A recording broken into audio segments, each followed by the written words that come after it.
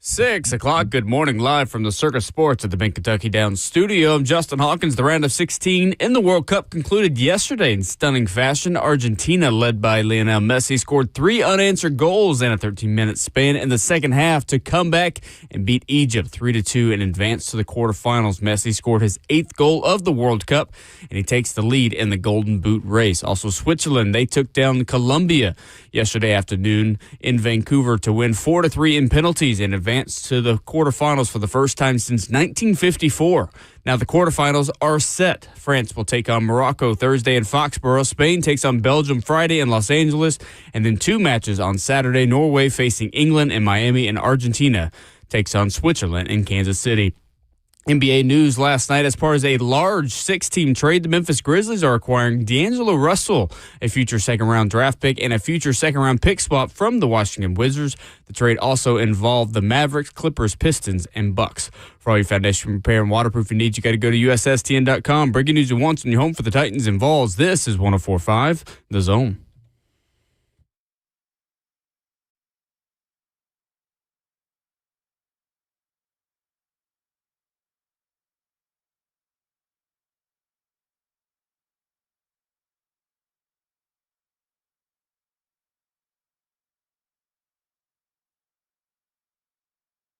Wednesday morning, off and running on 104.5 The Zone. Good morning and welcome in to Ramon and Will. 615-737-1045 is our number.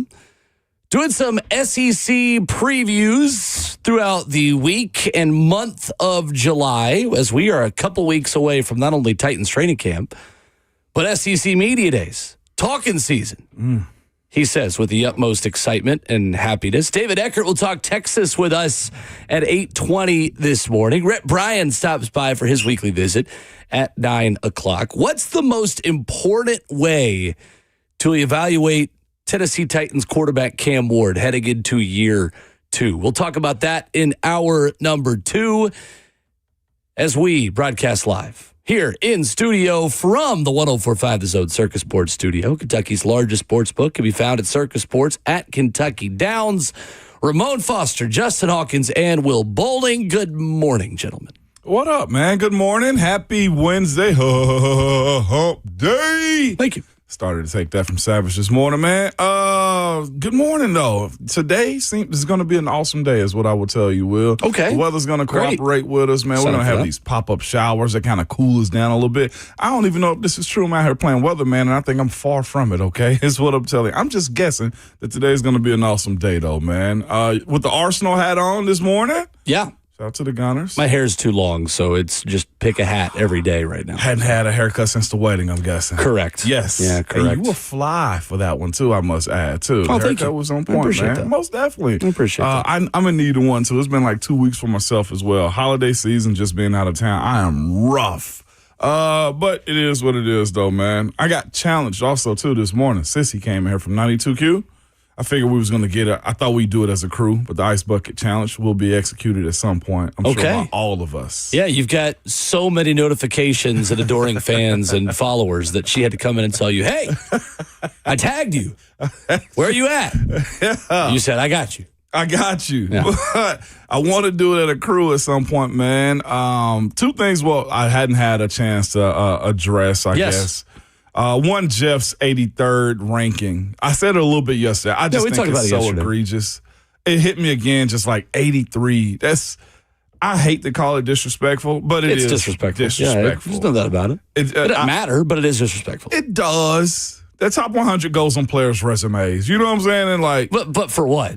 I mean, it goes on their Google search history maybe for about 6 months, and then they do something else and do another interview, and you move on. I know. It's the same thing. Well, I'll put it this way. The Walter Payton Man of the Year, too, is an achievement that a lot of guys want. I know some really hire campaigns to do it, too, which is a great cause because you're helping the community out as well. I do know a lot of guys take pride in that top 100. It's the only thing. I won't dispute that. I'm sure they take pride in it. It's just, I don't know. It doesn't matter. Yeah, for sure. No, it doesn't. In the end, it really doesn't, because the ones that know him and respect Jeff, and any player that feel like they were wrongly ranked, I'm sure the NFL world is going to have to pay for it too. And my other one too is the CJ2K, Chris Johnson.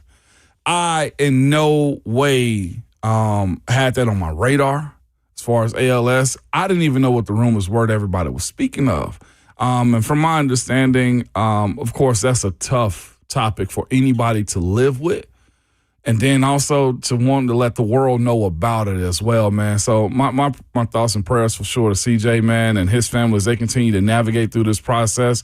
The support that he's getting from Titans fan base, from the NFL world, from the sports world in general. I was telling you guys off air yesterday, man, in my group chat that I have with some of my football friends, Arian Foster took it like it was a shocker to him. And I think most players that were in that running back era of watch CJ 2K do his thing, man, just saw him as a hero, and still is the way he's battling this ailment, man. But to see him in that position right now really brings a perspective to life.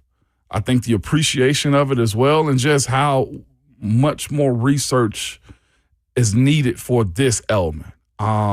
Again, it's not much I can really say about it as far as the way I feel versus the way I'm sure his family feel, but we'll most definitely support him. I'm hoping Titans Radio at some point we do the Ice Bucket Challenge together, or I've also been challenged by Sissy from 92Q to get it done as well. The support has been outpouring, man. It just, again, goes back to my Friday send-off that I usually do, like the ELE side of things. Like, everybody love everybody. We can hate each other in sports as much as we want to, but at the end of the day, man, we are more alike than we are apart. And to see somebody like CJ dealing with something that we think football players or our heroes don't run into brings a different perspective and appreciation to life, man. So I want to address that with Chris Johnson, his ALS, and support him in that as much as we possibly can this fall, too. And moving forward. That was well said. And, he is a very influential Titan for a generation of fans, and he is really, really had so much support from A-listers around the league who are currently playing and who are former players. That part of it has been really cool to see. No doubt. It really has, man. So, again, you never know what people are going through or what life presents to you, man. That's true. I'm actually glad to see him navigating this in a way that he did. I got one. If we could just put one person on the table and waterboard him. Oh, okay. Dan Le Batard. What did he do? You didn't see his comments? No, he makes a lot of comments. For a guy What'd he say? that absolutely passed over the Rossini debacle because that's his friend, his criticism of Michael Strahan and how he handled the interview with CJ, saying that there was no football questions asked. Like, why didn't you ask? What? Yeah.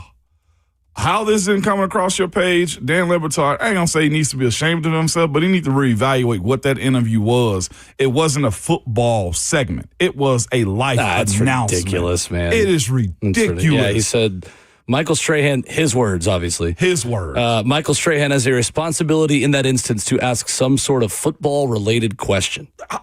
No, the courage and just the challenge that everyone involved with that Chris and his wife had, and that Michael Strahan had, and having that conversation and doing so in a way that was respectful and kind and talking about a sensitive subject. I mean, that's ridiculous. It's ridiculous. I'm not. I don't like that I couldn't at all. believe him. Like, he knew that. Dan loves himself some Dan. Gosh.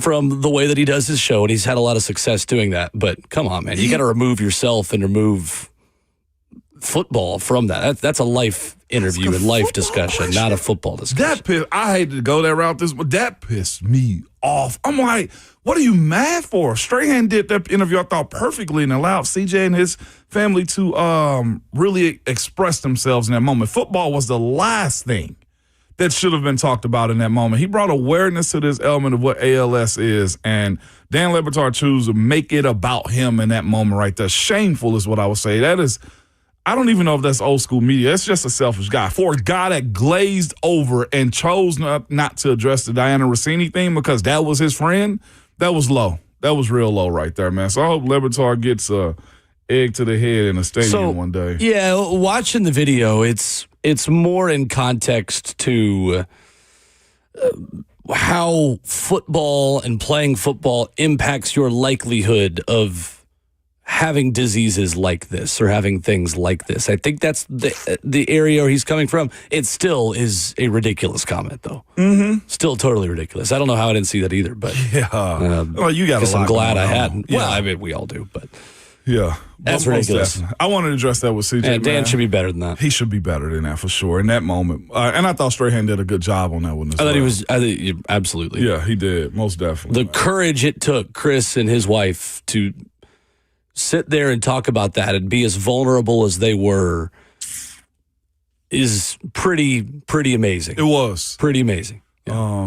And again, I tell every former player I know, and specifically mostly men too, because men won't go to the doctor. we just do not go. And not that Chris could prevent this, whatever the case may have been, but go get checked out. Mm-hmm. Get your blood drawn, check your levels. I myself am looking for a good primary to address my my yearly visits with as well. So go get checked out, men, specifically you guys, because not everything is about being macho out here. It's about trying to live life to the fullest. That's right. ESPN this time doing a top 10 for corners in the NFL, executives, coaches, and scouts. A daily feature this time of year. It is, again, a much more reputable list to me than the top 100 in the NFL. Top 10 corners, Ramon, in the NFL. Cam Ward's going to see half of them in 2026. That's my takeaway seeing this list. Just hope the other side of the field ain't as strong. 2 of them he will see twice. Yeah. Pat Surtain, number 1 corner in the league by a wide margin, 75% of the first place votes. You think that's easily the right choice? Yeah. Yes, no doubt about it. Derek Stingley, of course, you'll see twice. So that's 2 games against the top 10 corner. Held opposing quarterbacks to a 47% completion rate on 64 targets last season for a passer rating of 59.6. Christian Gonzalez of the Patriots, you're not going to see this year, nor will you see Devon Witherspoon of the Seahawks. Trent McDuffie, Quinyon Mitchell, that is a 3rd game against a top 10 corner. Denzel Ward, Cleveland Browns, a 4th game against a top 10 corner. J.C. Horn, Carolina Panthers, 8th. Sauce Gardner, Indianapolis Colts, 9. That's 5-6 games against a top 10 corner. And Cooper DeJean, classified as a corner because Cooper DeJean is not a safety, as the song goes. That is a 7th game against a top 10 corner. Any issues with this list on first glance? None, especially when you put Pat Surtain, PS2 at the top of this thing, man. Legit. Stingley is in that conversation, which is crazy. Stingley's good, and I feel like Stingley doesn't gets challenged as much as the other corners on this list because he's already got a reputation. Like, it's fascinating how good his ball skills are for as young as he is. I was listening to Champ Bailey while I was on a break. I listened to him do a podcast that did Ryan Clark's The Pivot. By the way, Champ I know he's Hall of Famer and everything else. He needs just a little bit more respect and notoriety, I think, to his legend as he played. He also was a two-way player, and it struck me in having to realize that as well. Listen to him, like, Champ, while in Washington, played both ways. He said the negotiating tactic for him going to Denver was they said they was going to have a package for him in Denver until he got there, and he really didn't have much of one, and that altitude kicked his butt.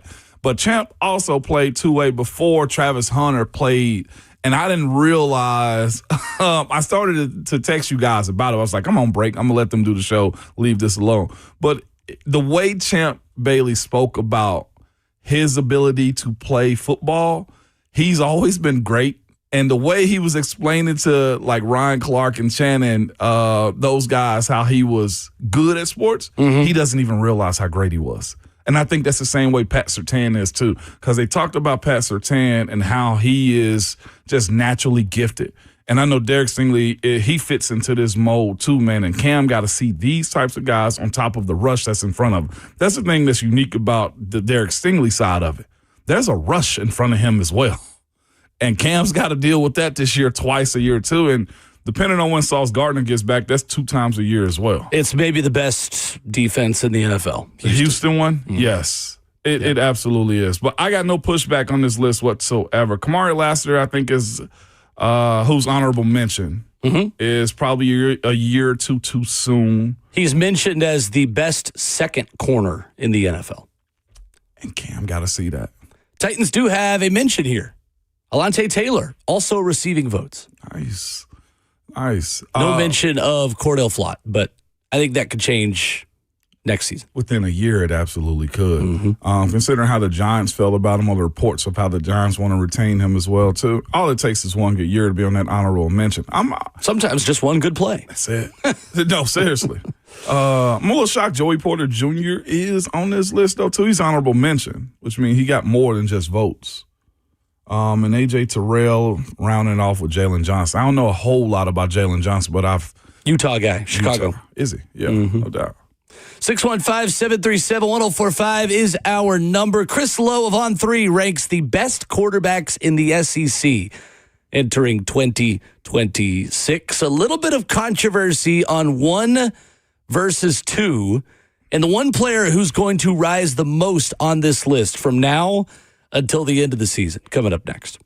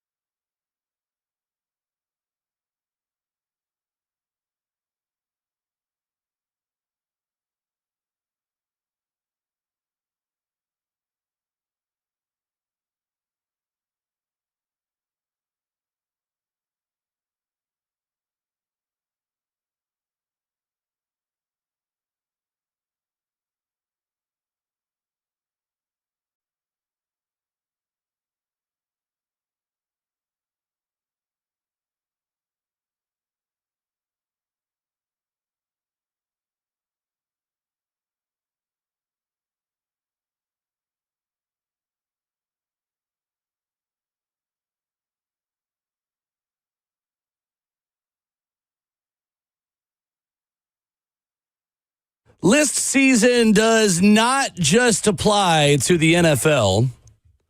SEC football's got plenty of them as well. As Ramon and Will continues in hour number 1, 615-737-1045.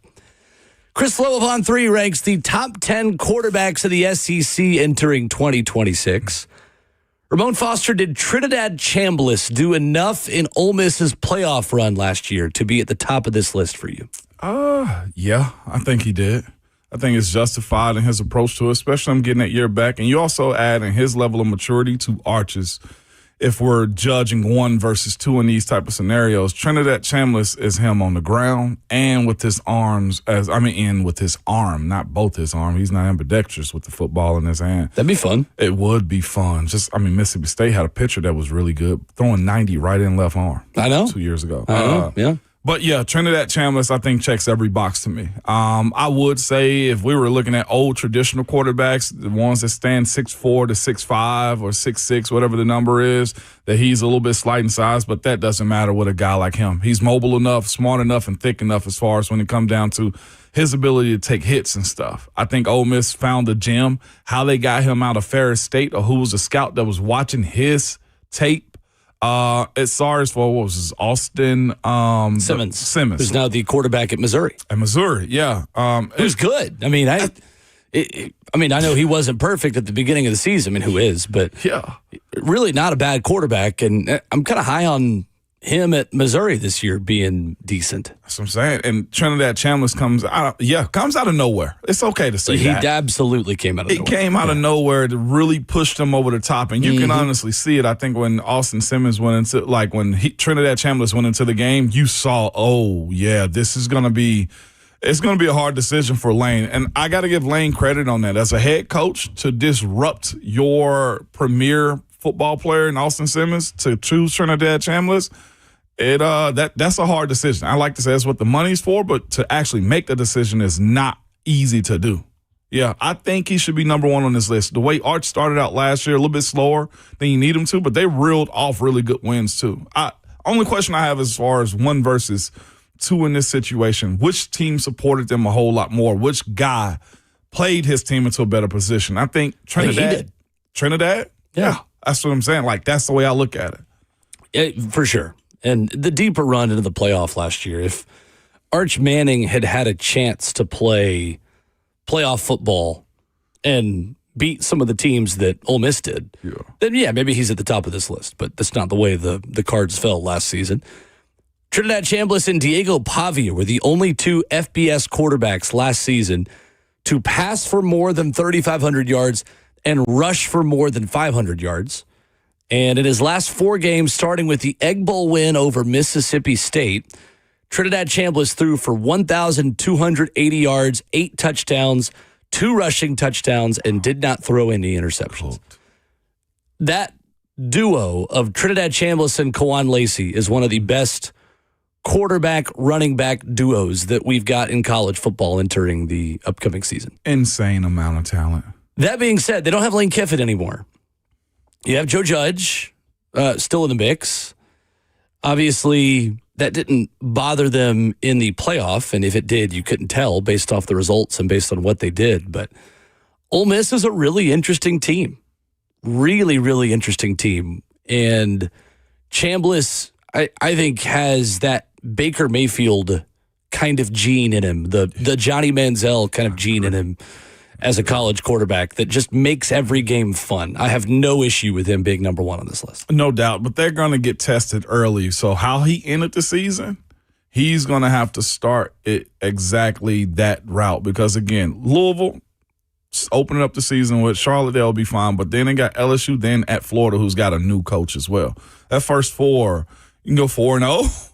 Lane's going to be fascinating. I saw a lot of tweets over the weekend, or I guess not over the weekend, Monday, too, about the USA-Belgium atmosphere, it's just a preview of what Ole Miss LSU is going to look like. It is. All right, let's tap the brakes a little bit. Let's tap the brakes just a little bit. That being said, it will be good. As long as it's not like Paraguay, okay? We keep that atmosphere out of it with their president. Yeah, she's not the president, whoever she is in Congress with them. Arch Manning is number 2 on Chris Lowe's list at on3.com. In his last 8 games, he accounted for 20 touchdowns and turned it over twice, leading Texas to 3 wins over top 10 teams. Chris Lowe writes, one of his goals is to improve his accuracy in 2026 after completing 61% of his passes last season, which ranked him 13th in the SEC. Yeah. I think not all bowl games are created equally. The bowl game that he played in, I believe the Cheez-It Citrus Bowl a season ago, that Texas-Michigan game was not your normal bowl game because you had 2 young quarterbacks in programs that feel like they weren't close to where they expect to be last season, playing a competitive game that felt like a regular season game. I'm sure there were plenty of opt-outs still, and again, I'm not going to put as much stock in it as I would a game in October or November. But that was a proof of concept game, I think, for Arch Manning to show what he could be over the course of an entire season, show what the final form of him looked like at the end of his first full season as starter. And I don't think there's any question he is in the mix to be the number 1 overall pick in the 2027 NFL draft. I have no issue with him at 2 on this list. I think the top 2 guys on this list, maybe there's a third one that I would put in, and that's where I'd start to change Chris's list a little bit, in my opinion. But I think there's 2 guys kind of broken away from everyone else. I think it's Chambliss and Manning, and then it's everyone else. Okay. Maybe a third one in John Mateer I would put in there. That's what I was going to. I think Arch Manning definitely deserves to be at the lowest 2 on this list. So 2 things for me on Arch Manning going into this 26th season. He's speaking about, Chris Lowe said that he's speaking about wanting to improve his completion percentage. Now, I go back, I think it was Shea Tierney, the Titans quarterback coach. It might have been Dable, too, said, what is improving your completion percentage? Is that just a bunch of check downs to try to get the number up, or are you going down the field with the ball? Arch has all the tools when it comes down to his arm. He's got a really good arm to get it down the field. Are you talking about across the middle, or are you just talking about getting the number up to pass stats? It's that part for me that Shea Tierney, honestly, has made me view what is a good passing percentage. Because Caleb Williams had a real good year last year, but it still was 58, 55% completion percentage. He took care of the ball. That's the one big part for Arch I think that's going to be crucial this year. The other one is and I'm glad Chris Lowe put him at number 2 on his list, because I want Arch to be judged fairly. Going into the NFL next year, if he's supposed to be the number 1 quarterback, cool, he'll be it. But don't make him the number 1 quarterback in prospect just because of the last name as well, because I think that's more unfair to Arch than almost anything else that he could do this year preparing for the NFL draft. Just my 2 cents on that one. If he's good, say he's good. If it's John, he was good at the end of last season. But I'm just saying, like, if he's just okay, we need to be okay with saying that as well, too, because at the start of the season, it was fine. It wasn't great. He got a whole lot better as the season went on for Texas and helped them win football games. And Texas also has a very strong team. They got a miniature NFL team the way you look at that roster. That's true. Gunnar Stockton is number 3 on Chris Lowe's list, who finished 7th at Heisman voting last season after throwing for 2,894 yards, 24 touchdowns, and only 5 interceptions in 14 games. He also rushed for 462 yards and 10 touchdowns, and that number led all SEC quarterbacks. Ramon, I know he didn't do it for a full season because of injury, but I think I'd flip 3 and 4. That's what I was thinking. For me, I would put John Mateer as the number 3 guy on this list, considering how good he looked before his hand injury. I think his numbers and his stats, he was well on his way to maybe being a Heisman finalist. He was. A season ago while he was healthy at Oklahoma. He's going to, for I think Oklahoma fans, hopefully have more help this season, and specifically in the offensive line. He was sacked 25 times last year. No disrespect to Gunnar Stockton, who was great at the beginning of the season and then plateaued a little bit into really good. Yeah. John Mateer went from great to mediocre because of injury. And since that was more out of his control, I think I'd put him 3 on my list. I'm taking Mateer over Stockton. Like, legitimately. And I know Gunnar Stockton cooked against the Vols. He dropped one in the basket against us, and I was just thinking, oh, my gosh, he's never made this pass a day in his life. I like the charisma of Mateer. I like his arm. I like his athleticism outside of the pocket. When you look at what Oklahoma was offensively, it wasn't much more. It wasn't that much excitement in general when you watched them. Other than him, like they cranked up a little bit more as the season went on. I just thought, looking at Gunnar Stockton, he's fine. Like I just think he played more games than John Mateer. I'm taking John Mateer 4 times out of 5 when you put him up against Gunnar Stockton in that one. Number 5 on the list is Sam Levitt from LSU, who Lane Kiffin says will be 100% for the start of camp this preseason as he recovers from a Liz Frank injury suffered last season at Arizona State. Lenoris Sellers, 6. Marcel Reed, 7. That's fascinating. Real quick, Lenoris Sellers. I just thought last year. Now, South Carolina's back. Offensive line was trash and not much help either. I think offensive coordinator was also not so great last season. So, yeah, he gets a pass. I just looked at Lenoris Sellers. I think in a good season, Marcel, who's 7th, and Lenoris Sellers might be better than Gunnar Stockton at the quarterback as prospects.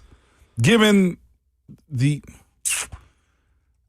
teams are better in Georgia than they are in South Carolina. A lot more help. Yeah. If you put Lenoris Sellers on Georgia, yes, how good would he be? Yes. That's my point on that one. I'd probably – I don't want to diss Gunnar Stockton, but I think he's high on this list. Lenoris Sellers is interesting. I feel like we are – and rightfully so because he is so talented and has so many of the intangibles, but we evaluate Lenoris Sellers on what he looks like at his best because his best is so good. He was sacked 42 times last year.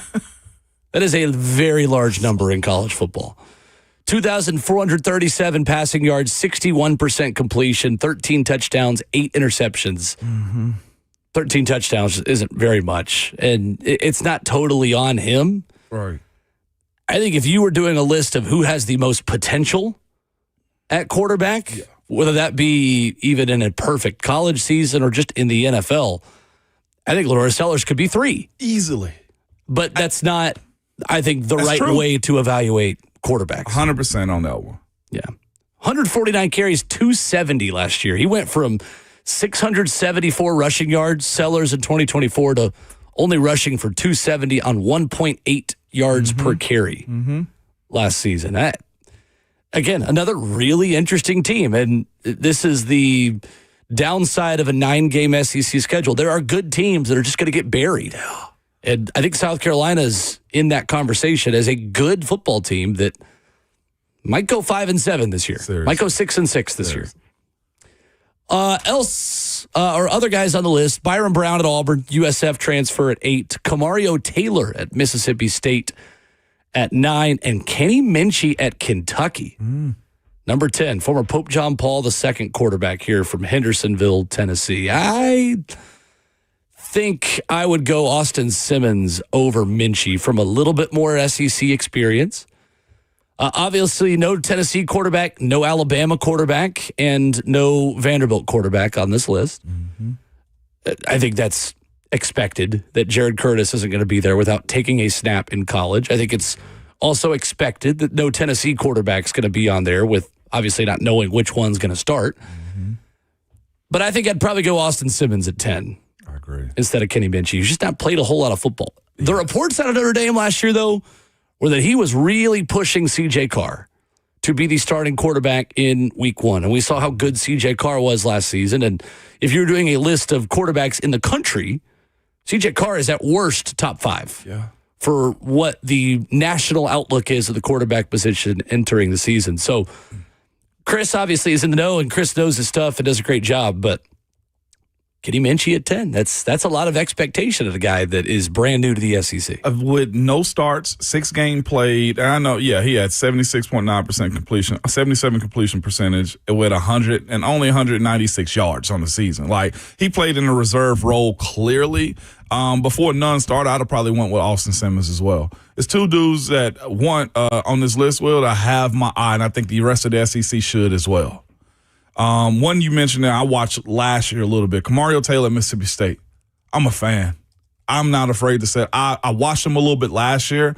He's big. He's got an arm. He's athletic. You can tell the team is excited for him. And watching him a little bit last year when he was going into the game a little bit for Mississippi State, you can see why. I think he's a 5-star, if I'm not mistaken, either a high 4-star that's committed to them. And then the other one I looked up just because I'm like, why is he on this list? Byram Brown, Auburn. Don't be shocked is what I would say just looking at what he did at South Florida. He is the equivalent of Drew Mestamaker, of Diego Pavia, of a number of quarterbacks who are coming to a new place with the same offensive coordinator. He has played for Alex Golish now for a couple of years and knows the system inside and out.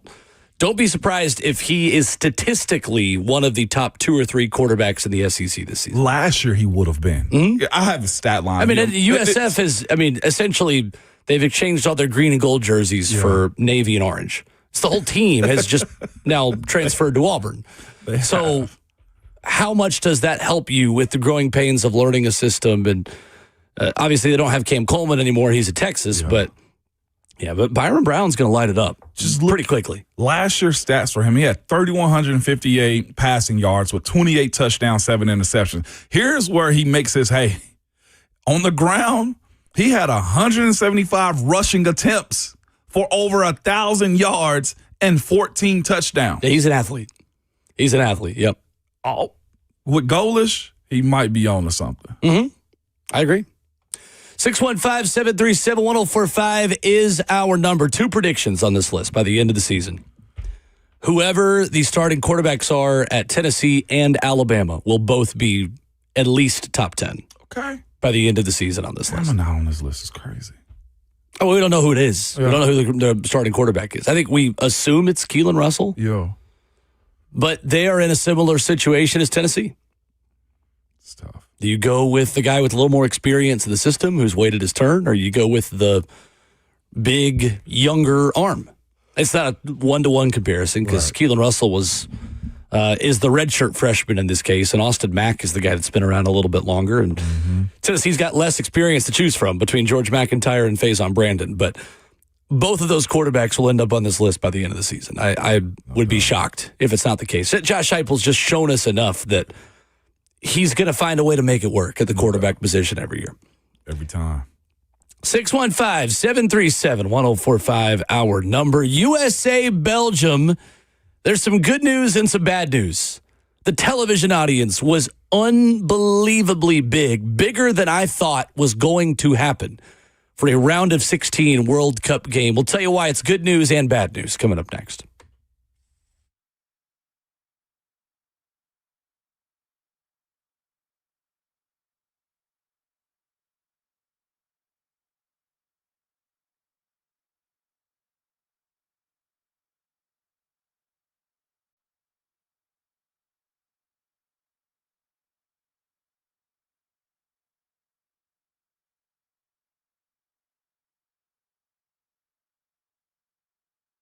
What's up? It's Will Bowling for my friends at Fleet Feet Nashville. Hey, you know I have been a customer of Fleet Feet since I was a distance runner in high school. I love everything that they stand for. First and foremost, they're going to get you in the right fit. They're going to use their foot scanning technology to get you in the right pair of shoes with the right inserts, get you some socks, get you some gear. And you're going to be hitting the roads, whether you're walking, whether you're running, training for a marathon, a 5K, you are going to be feeling great. But I also love that Fleet Feet gets you involved in the local running community as well. They've got run club events, local 5Ks. They've got a community to help you stay active and use those shoes to hit the road with potentially some new friends. FleetFeetNashville.com is the website. And coming up July 31st through August 2nd, you can shop tax-free weekend at Fleet Feet Nashville to get some shoes for the kids as they head back to school. And mom and dad, you can get some too. FleetFeetNashville.com is the website all around Middle Tennessee. Fleet Feet Nashville online at FleetFeetNashville.com.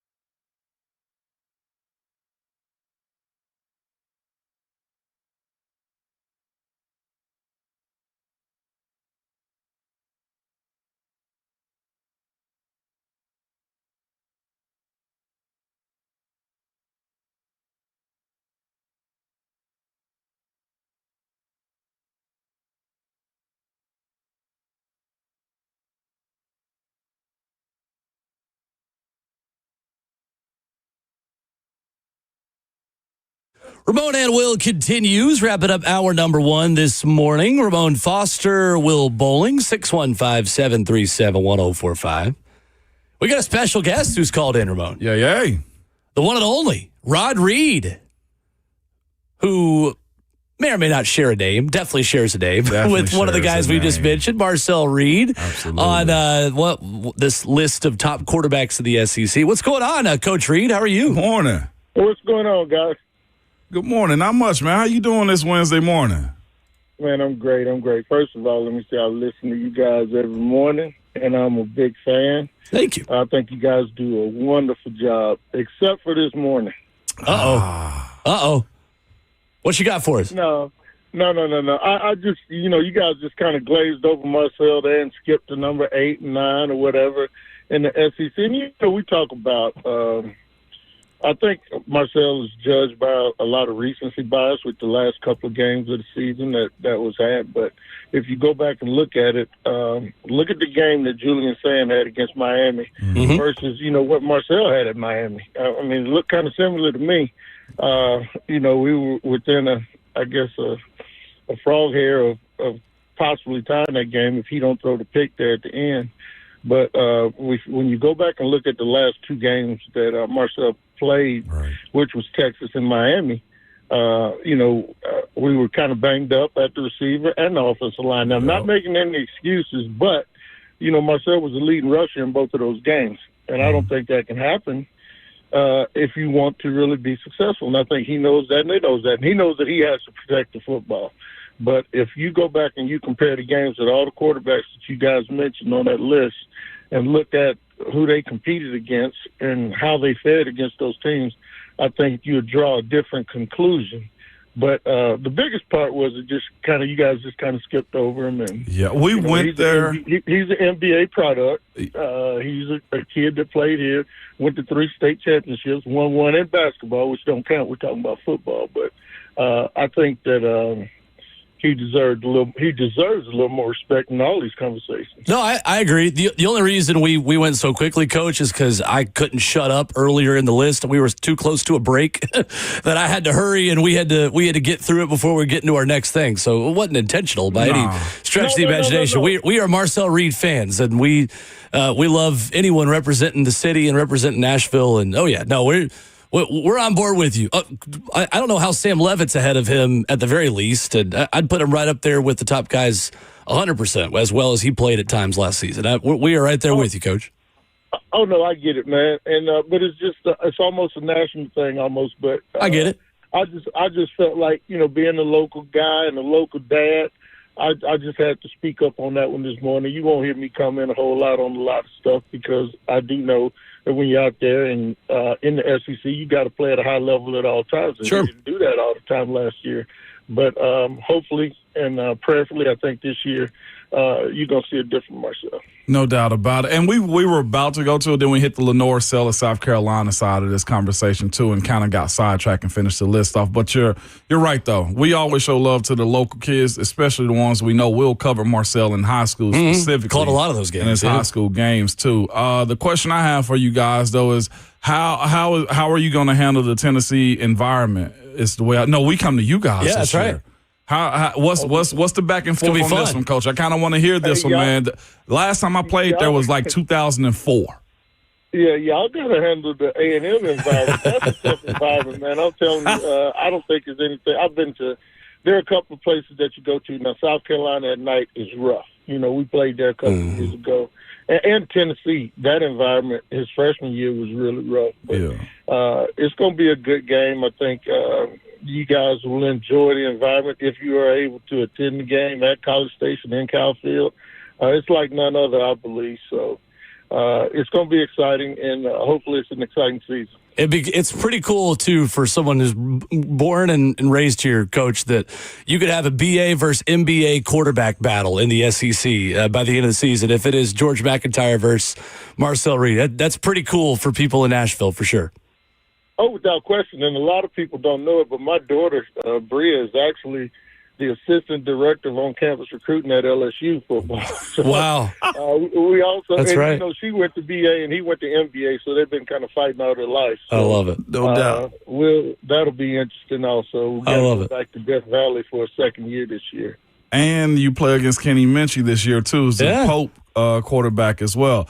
Go ahead. No, I was just going to say, you had somebody chiming in that wanted to express his feelings this morning as well to you this morning. Another local guy that you might know as well. Who is that? Ron Slay. He said he's been looking for you. Hey, that's my guy right there. I ain't know how to find Slay. Just give me a call, bro. I'm up here at TSU just about every day still, so. No doubt about it, man. Well, they're good to hear from you, Coach. Don't be a stranger. We appreciate you checking in with us. All right, man. Thanks. Yes, sir. Appreciate it. Rod Reed with us this morning, calling in. Never know who's listening. You around never Nashville. know who's listening. The thing that A&M has going for them, man, is, as he said, too, we knew going into those last two games, his bigs up front got injured. And that's the part of the game right there that you can't really help. The toughness, the side of him, to me, I think that shows more than anything. When it comes down to him playing the quarterback position, I think when you look at his group up front, like most quarterbacks, if there's a breakdown in that group right there, how you have to scramble to go make plays, and Marcel has shown time and time again he's capable of doing it. You got to think they were undefeated going into those last 2 weeks of the season too. So I'm interested to see, to his father's point, Rod's point, where is his Heisman campaign going to jump off this year? It has to be, being a senior. I agree. I think the weapons that Marcel has around him, the athleticism, obviously, the ability to play always 11 on 11 in the run game. I mean, Coach Rod Reed's right. We should have mentioned him more. I rambled at the beginning of the segment on 1 through 4, and so we had to hurry and get through the rest of it. But 100%, he is right there in the discussion of guys that I think could be in New York for the Heisman ceremony at the end of the year. By the way, there's no doubt. Happy birthday to Marcel. Today's his actual birthday. Awesome. Boy can finally go to the store and pick him up something if he wants to now at 21. I love it. If he lives that type of life, which I doubt. USA versus Belgium, Ramon Foster, was watched by 42 million people in these United States of America. 42 million. The good news is that's by far the biggest soccer audience ever in the United States. The bad news is that's by far the biggest soccer audience ever in the United States. It's good and bad news because the team got blitzed by Belgium. Got absolutely crushed. I hate that so many people are going to have that as their lasting image, but that is a major, major, major number. You get over 40 million, we're talking about NFL postseason numbers. We're ahead of MLB. We're ahead of NBA, way ahead of NHL.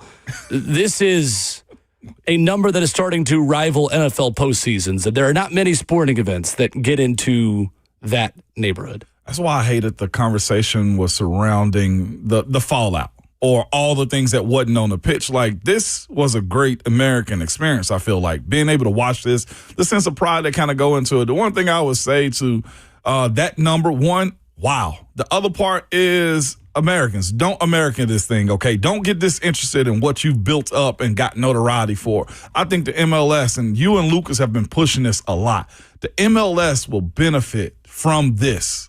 It being on the mainland like this in the United States, I think created an awareness to what soccer is to the rest of the world, because we are football people. We are. We always will. Know, I will never debate that. That's for sure. But again, this is the good that comes from it, in my personal opinion.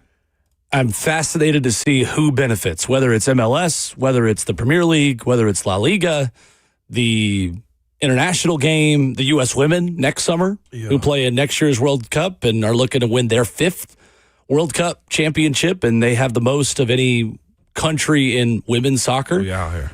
For perspective, the NFL's divisional round in January averaged 39.2 million viewers. 42 million watched USA Belgium. For all the comments we've gotten of y'all are still talking soccer, that's why, because y'all are watching it. And we enjoyed it. Absolutely. Absolutely. 615-737-1045 is our number. Let's talk a little soccer from yesterday. Lionel Messi stepped that much closer to a World Cup repeat, and there was another game that could have been an email. We'll talk about it coming up next.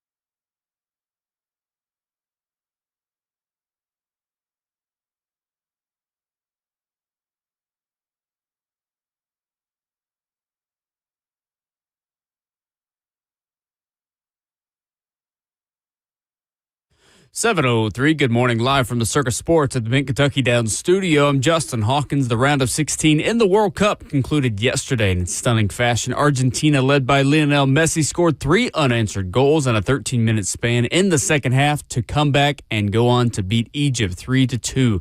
They also advanced to the quarterfinals. Messi scored his 8th goal of the World Cup, and he takes the lead in the Golden Boot race. Also, Switzerland, they took down Colombia to win 4-3 in penalties and advanced to the quarterfinals for the first time since 1954. Now the quarterfinals are set across the board. France takes on Morocco Thursday in Foxborough. Spain will take on Belgium Friday in Los Angeles. And then on Saturday, 2 matches will take place. Norway takes on England in Miami, and then Argentina will face Switzerland in Kansas City. NBA news yesterday, as part of a large 6-team trade, the Memphis Grizzlies are acquiring point guard D'Angelo Russell, a future second-round draft pick, as well as a future second-round pick swap from the Washington Wizards. The trade also involved the Mavericks, Clippers, Pistons, and Bucks. For all your foundation repair and waterproofing needs, you got to go to USSTN.com. Breaking news at once, and your home for the Titans and Vols. This is 104.5 The Zone.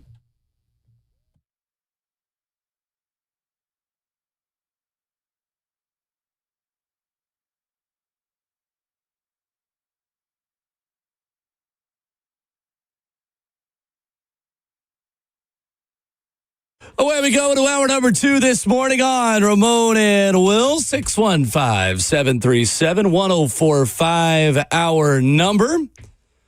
He is the 11-year NFL veteran and Titans radio analyst, Ramon Foster. Justin Hawkins is our producer. I'm Will Bowling. Today, for the first time in 27 days, there is no World Cup soccer. And I, for one, am very disappointed. I've got nothing to do today. Yeah, you do. You can take a walk. You can work on your golf game that you said you was going to work on yesterday. That's true. I was planning on that. I know what you mean, though. Fix my iron swing. We talked about it a little bit, though, but this more than anything, I think it's because the broadcast is mostly in North America. It is in North America. This ability to watch it in our time, I think when we're up during the daytime, it's kind of led to a real good grace of summer sports, man. I've enjoyed it. I hadn't seen much baseball, and it's because soccer's been on. If I'm not watching that, I'm watching, shamefully, I'm going to say it, I'm watching Love Island. So, well, we'll talk more about that later because I do want to get your thoughts on this season. Even though I am 3 episodes behind now, we gotta get to work today. There's a big vote from last night's episode. Okay. Oh, don't do that. I'll take your word for it. Let's wait till later. Well, you can catch up tonight. No World Cup. Well, I know. There's no Love Island on tonight. I know. Let me ask you something about this World Cup side of things. Do you think FIFA is surprised by this, or has sports in America really taken off to where everybody want to go? Because I was in the beginning phase of this World Cup, I was afraid of the attendance side of it because the tickets were so expensive. I was too. And the hotels, the hospitality packages from FIFA were so expensive that I think there was plenty of reason for concern, but every game has essentially been sold out. I know. They kind of knew what they were doing. And so I don't think FIFA is super surprised by this because clearly they got the money part of it right, even though it is very expensive. And we could talk for another hour about pricing people out of the game and this sport not being for just the rich, but being for everyone because it is the most universally played and watched sport in the world. That being said, I think they've kind of gotten a lot of that stuff right. So I don't think they're really very, very surprised by anything. Yeah, and that's a good and a bad thing because, again, being able to be a patron and go to a game that you feel like is affordable and enjoy it is harder.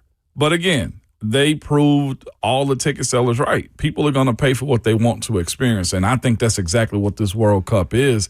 It's an experience that if you got a couple extra dollars or you can pay for it in payments, you're going.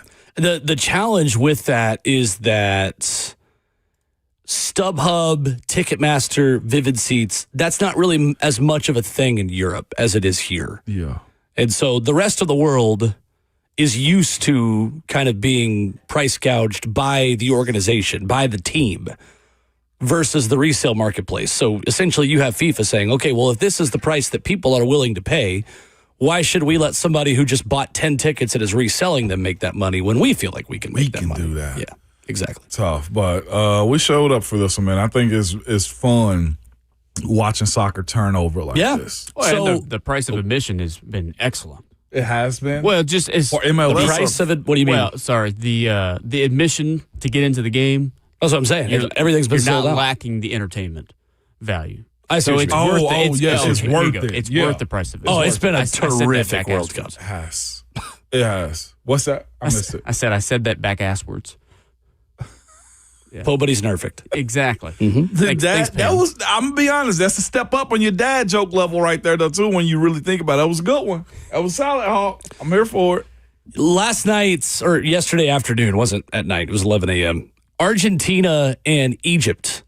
Terrific. 2-0 Egypt in this game.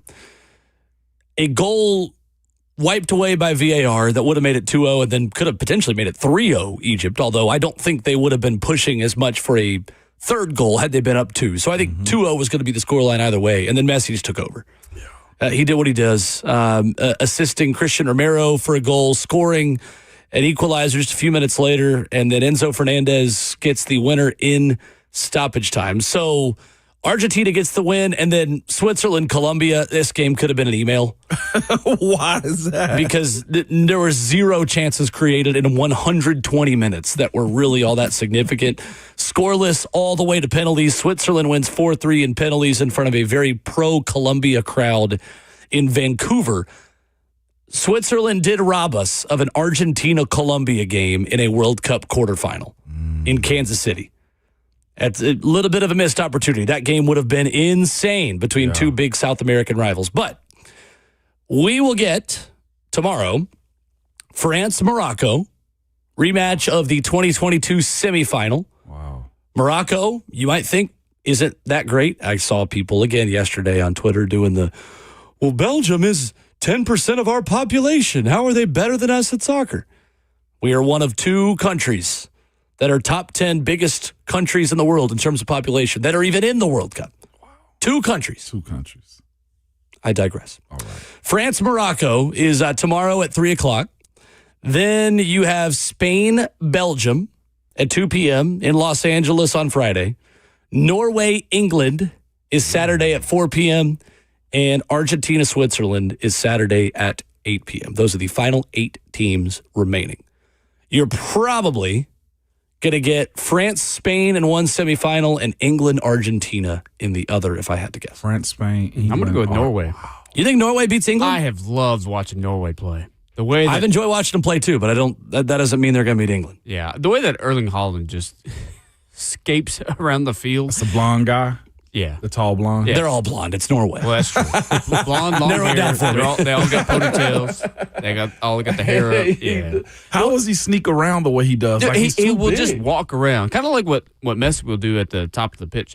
He'll just kind of walk around a little bit. He'll find his little channel in the back of the defense, and then he'll find his way in. And so against Brazil on Sunday, he did exactly that. Just kind of walked around, let his guy get the cross, just came in from behind. And against header, 2 goal. of the best center backs in the world, and Marquinhos and Gabriel Magalhães, who play for Brazil as well. Those 2 guys are. I mean, I'm biased Hard to be because stopped. Big Gabby plays for Arsenal, but he's a Premier League champion, unlike Erling Haaland this year. But I do think that Manchester City. I am not liking how likable Erling Haaland is in this tournament because I am used to Erling Haaland being a Bond villain and being very hated. And I mean, he plays for a state-run oil money club in Manchester City that has somebody's going to get mad at me for this, and I really don't care. No history, no fans. They just have an influx of oil money. And that is their entire team. And he perfectly embodies how much of a villain Manchester City is. They don't have many fans in the world, much less America and much less Nashville. So I don't think anybody will get that upset about that. And even the ones who are fans have got to be self-aware enough to know that you were nothing before you got bought by a lot of oil money not that long ago. That being said, he is very likable playing for Norway as the underdog. And there is no denying the skill and the talent. I mean, he's probably the best pure striker that we have in the game right now.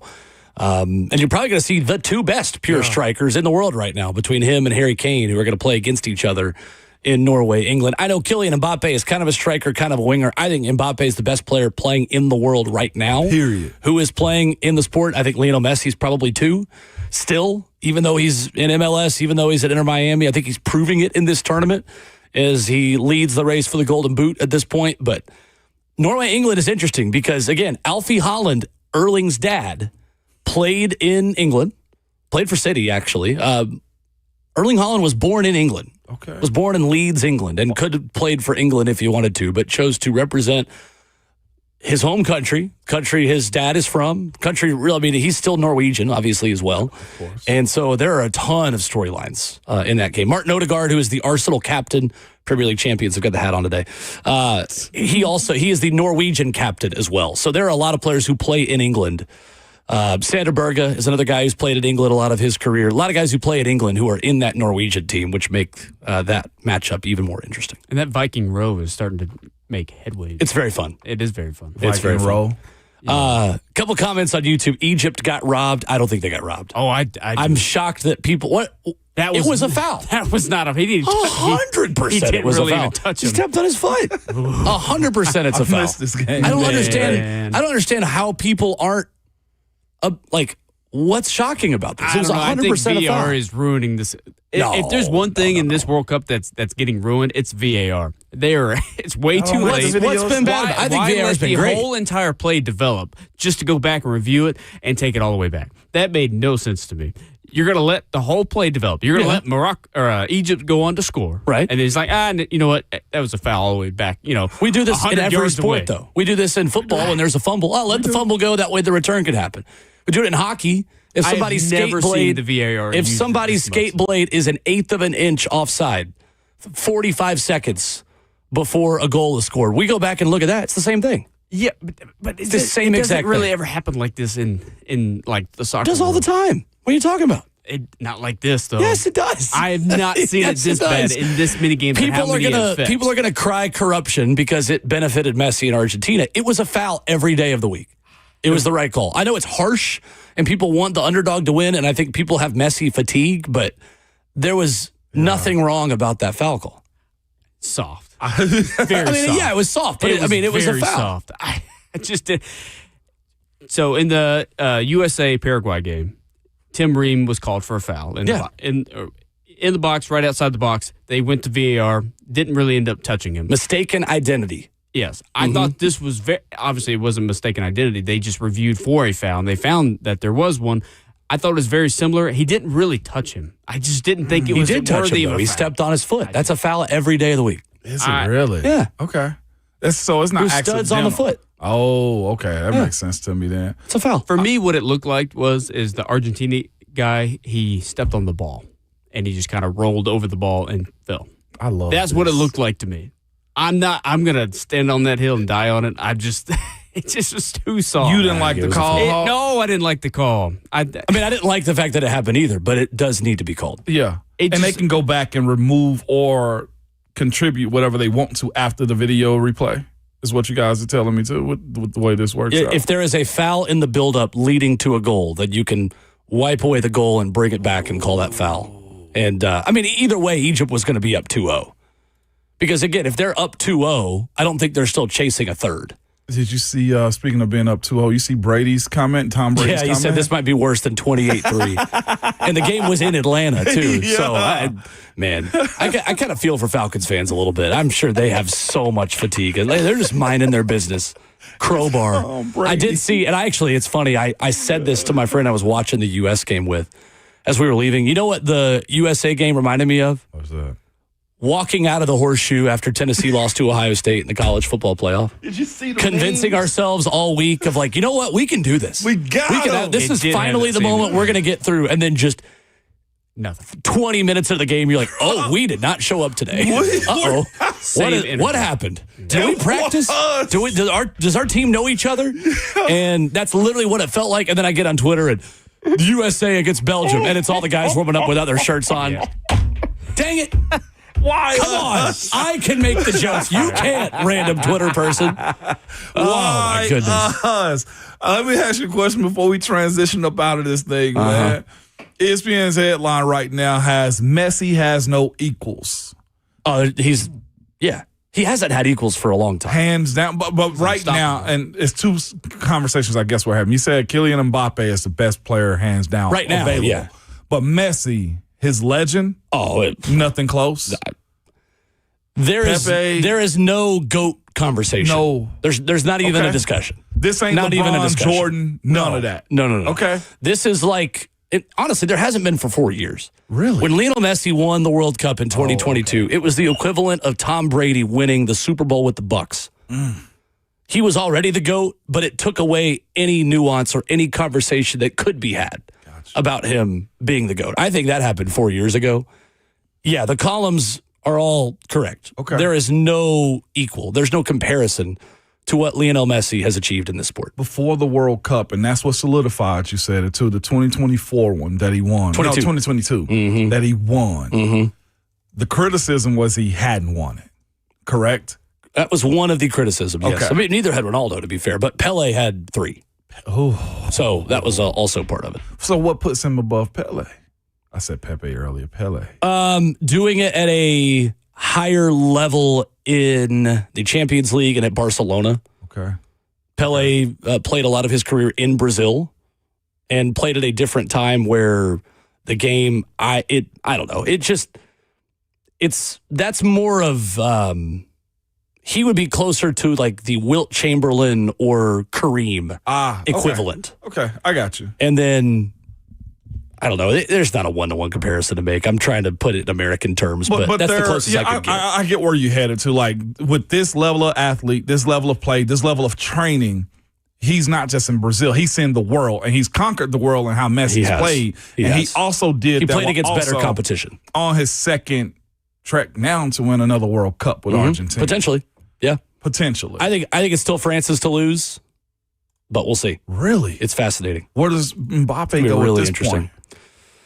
If he gets it, let's just. What do you mean? Like if Messi's at that point, if France wins it, I know Mbappe's already. He's already won one too. Who, Mbappe has? Yeah, I didn't know this. France won in 2018. He was young and he contributed. He scored. Mbappe is going to set the record for World Cup goals. He's 2 behind Messi in World Cup history of career goals already. I think Kylian Mbappe has a chance to, at the end of his career, be the most decorated international player of all time. He's a bit more selfish for his club teams, and he's a bit less successful at the club level. What does that mean? He's not won a Champions League yet. Oh, and that matters. Matters a ton. It does. It's the biggest club trophy that you can win in the sport. And since he left PSG, they've won back-to-back Champions Leagues. And since he got to Real Madrid in Spain, he's won nothing. He's not even won a La Liga. But he's got the bag. Well, he's got the World Cup, and he's got the World Cup international accolades. Yep. But, yeah, of course he's got a bag. I mean, all these guys have bags, but he's not done as much at the club level. 615-737-1045. What you got? No, I was just saying they won after he left. And PSG's won back-to-back Champions League since he left with the money that they're not paying him to pay a bunch of other guys. Oh, he got to correct that. That's ugly. That's right. Comment says, what? I have soccer fatigue. Can we talk about PFF ranking for quarterbacks? No, we can't because robots make those now. You gonna sit there? They let go of their staff? Yeah, you gonna sit there and you gonna peel your Thanks for asking, but no. And open up your ears. It's so funny. Anytime we go into anything non-football, it's talk about football. I want to hear football. And then we'll do a top 10 list of football, and it's like, ugh, football again? Yeah. We really have to hear somebody else's rankings? I promise you, no matter what we talk about, somebody's going to complain. So maybe I'm the idiot for bringing it up. No. 615-737-1045. What is the most important statistic for Cam Ward in 2026? There we go. There you go, soccer fatigue. Hope you're happy after this.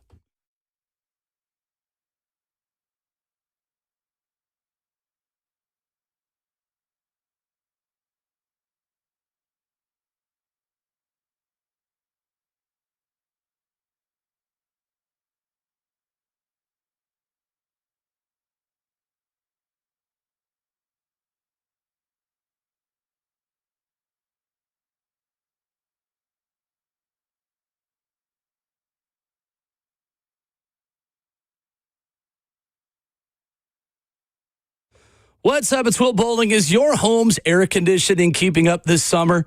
Well, Lee Company has you covered.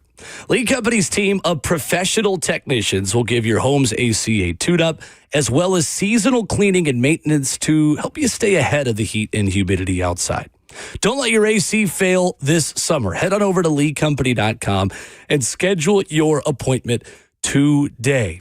If your AC unit is working the way that it's supposed to, get that seasonal cleaning and maintenance to make sure you continue to get that cool air in your home. Or if you can tell your AC unit is starting to slack a little bit when we get up closer to triple digits, make sure you get Lee Company out there today. You probably see the Lee Company fleet of vehicles driving around Middle Tennessee. If you're new to the area, these are the folks who have been in business for over 80 years. Trusted since 1944 in Tennessee, Kentucky, Alabama, and Georgia. Check them out online at leecompany.com. That's Lee Company, all you need.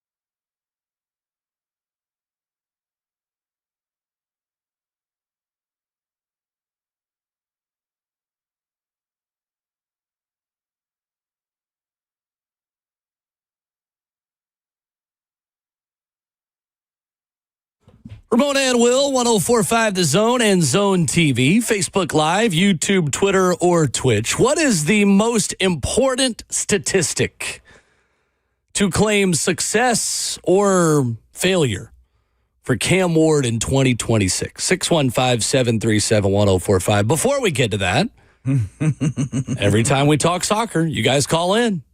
Johnny in White House wants to talk about Messi. Hello, Johnny. Morning, Johnny. Hey, good morning, guys. It's been a minute since I called in. I hope y'all are doing well. We're great. But hey, listen, I agree with you, man. It's not even a comparison who's better when it comes to all-time best. A Messi, I mean, you bow down to this guy. He's the one player that can take over at any time, and he's proven that time after time. He has almost 60 more goals than Pele does, like, overall. He has 8 more, like, I can't remember the award they call it. It's the MVP. It's like a Ballon d'Or. He's got 8 of those. Now, granted, they didn't do that when Pele was around, but still, like you said, the competition nowadays is 10 times better. But Messi's the guy that just takes over, and he's flawless. I mean, he's good at everything. He's good at passing. He's good at scoring. I mean, he's the elite of elite of elite. So I agree with you. I stopped playing soccer because of the running. I didn't like it. I'm a big boy. I only played soccer. Look, listen, and Ramon, you might be with me there because we're some big guys. But I only played my soccer coffee for one. out, man. Hey, I only played soccer for one reason, I'm sure you can agree with me. Snacks, baby. Snacks. Y'all have a good day. I love y'all. Thank you, Johnny. Appreciate you. Johnny, Appreciate you. I feel you. You got 1 year of snacks and was done. That's great. spit my coffee I didn't play because I have 2 out. left feet on a dance floor and a soccer field. But it also, again, like it to the discussion that comes up every 4 years of we need to get some of these football guys to play soccer. We need better athletes. Like the 2 best players of all time are 5'7" and 5'9". Jeez. Messi is maybe 135 pounds soaking wet. Like the guy is a great athlete, but is not known for just his athleticism. We are already a very athletic team. It's the skill and the technique of understanding the game and the way that it all works around you that makes you good at the sport. And we like having snacks after games. That's why. We also again, every 4 years, the same conversation. Why aren't we good at soccer? We are good at soccer. Yeah. We're a top 16 country in the world consistently. We're just not top 8. Yeah, I'm with We are Savage on this, though. He said he will give it to the younger generation, though. I would say my kids and like parents behind me, their kids are playing soccer heavy. We will, in our lifetimes, get to a semifinal. Yeah. It has already grown so much. This tournament gave me hope that I know the way it ended ends with a very, very sour note, but the way we competed against Paraguay, Australia, backups against Turkey, I'm not going to really think about that too much, but we're getting closer. Yeah. That's what makes it hurt so much is that you felt like the talent is on par with a Belgium, and we just get absolutely smoked. Absolutely smoked. But I am fascinated to see what the long-term impact is of this World Cup because 42 million people in America watching that game the other day is a number I did not think was possible in this World Cup. Truly, I did not think it was possible for that many people to tune in. So what does that look like? How much of this younger generation has now been inspired to play and to watch and to care and prioritize the sport? I don't know the answer to that, but I'm looking forward to finding out. I would say this. One of my son's classmates at school he attended, they had a kid in the 9th grade leave the school and go over to Germany and get into one of those academies. Like, it's there. It's going to be more present than we realize. What you want, though, is more American academies here to make it more accessible and more affordable as well. Because, again, there are other leagues in sports that do. I know baseball has an at-home or homeschool league that they play in as well. Football, of course, that's easy. Basketball, I've seen kids go to numerous different school basketball academies too. But here's the other side, though, Will. You have to also have some talent. That's where these other countries who have an influx of people, of young athletes that play soccer, and they have a bigger picking. They have a bigger choosing. We're competing with football, I feel like, for the most part. And other countries don't have American football as their primary sport, or baseball, you know. Except for Asia and some of Latin America. Yeah, seriously. So that is the difference. I think the World Cup will benefit America in that type of exposure moving forward. And we're supposed to be talking about American football and Cam Ward right now. I know. It is one of the only sports where our college development system isn't elite as far as other sports around the world. That's what makes America so good at so many sports, is for us, the college level is on par with or better than professional leagues all around the world, or essentially acts as youth academies, like what professional teams have for soccer youth academies around the world. For us, college soccer, the best players, with some exceptions, and not everyone's development pathway is the same, but a lot of really good players are already at European academies by the time they're old enough to even go to high school. So our college soccer system is just different within all of that. And as MLS continues to grow and find more incredible athletes and find more really good young players who are good at this sport and put them in the right places to be successful and to go on to MLS clubs and to Europe and to the national team, the arrow is only going to go up, because as Major League Soccer grows, I'm telling you, the national team's just going to get better. I just did a quick search because I didn't know and it hadn't been on my radar. I know we have a soccer team at UT and other teams in SEC do as well. We have a women's soccer team. Women's soccer team, that's correct. SEC doesn't really have men's soccer. I was looking at the top Title IX. ranked Division I programs for soccer. University of Washington, NC State, Furman University, North Carolina is always incredible. St. Louis University, and Georgetown, which Savage just brought up as well. Terrence Reynolds, who's from the city, is committed to Georgetown as well. I didn't realize that, too. Yeah, but I remember that on 3HL when that happened. Yeah, I do, too. Those are your top five, I guess, over the long haul of being able to be in North Carolina. North Carolina's in that as well? Yeah, would be. Okay, and I'm sure I saw the program. Ivy Leagues, too. Duke, Stanford, Princeton also have really good soccer teams. So anyone in the out state there, of North Carolina is good. Or the Ivies, right? Them and lacrosse at this point. Hey. Sure. We got more. Let's just keep on going. Ryan and Brentwood up next on the World Cup. Hey, Ryan. What's up, Ryan? Hey, guys. How you doing? We're good, man. Good morning. Good. Hey, I just respectfully want to tell you that I think our U.S. men's soccer team performance just set soccer back in this country an entire generation. I don't know about that. It did? Why do you think that, Ryan? We will not have a chance to host that tournament in this country for probably another 30 years. 12 years. It'll probably be back in 38. Yeah. Okay, well, I hope that's the case. But to your point, we had all eyes on this team. There was a lot of excitement. People that don't even watch soccer, had we won the other night, everybody would have known we were playing Friday. Everybody. But this country was founded on winners, and I think our best player, arguably our best player, Pulisic, is that his name, right? Yep. He didn't score a goal in the World Cup. Yeah, he did not play well. I mean, it's disappointing. I'm not into soccer, but I was into it. I was feeling the hype, and we didn't perform when we needed to. So Ryan, this doesn't keep you in, like the excitement behind it. It's almost like being a football fan. Every year we recycle the mindset of, man, we should have had him, and then next year it's like, oh, we're in it. Like, you don't have that feeling surrounding this. I get what you're saying. Like, it was a letdown. But even me as a casual soccer watcher, like, I want to go to more Nashville SC games because I have a better understanding. And I think that's usually where the fandom starts, is once I understand it. Like, I'm not huge into hockey because I don't fully understand what hockey is. But now I am into soccer because I get it. Same way with basketball. Same way with tennis. Like, I get it now. Like, you didn't get that from this run that USA went on? Unfortunately not. You did? Because I think, is Belgium a top 8 or 9 team in Europe? Number 8. No, they're number 8 in the world. Number 8 in the world, not in Europe. Okay. Got it. All right. Well, I don't know. I think it's unfortunate. Yeah. Our goalie obviously made some mistakes. Our defender, Reen, didn't have a great game. I mean, you look at the player rankings, we didn't really have anybody over a 5 in the rankings that I saw, just for that one game, and that's when they needed to show up, unfortunately. That's true.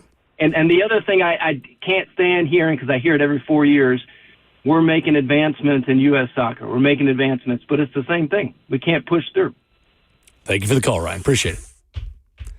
Yeah, I mean, he is right on the field that the sport hasn't advanced in order to get it past a round of 16.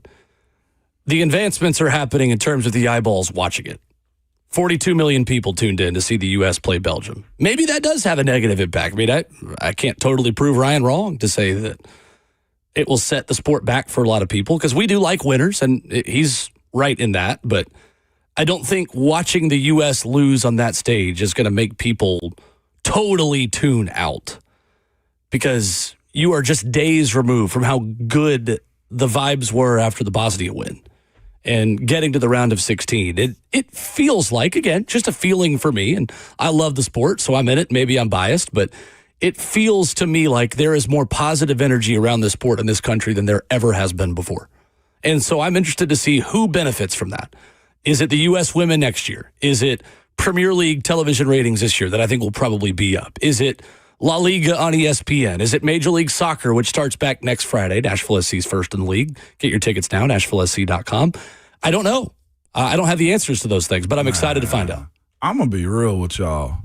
If this is the mindset that we have as Americans, we got rolled in the 1936 Berlin Olympics is all I'm saying. Our patriotism is low.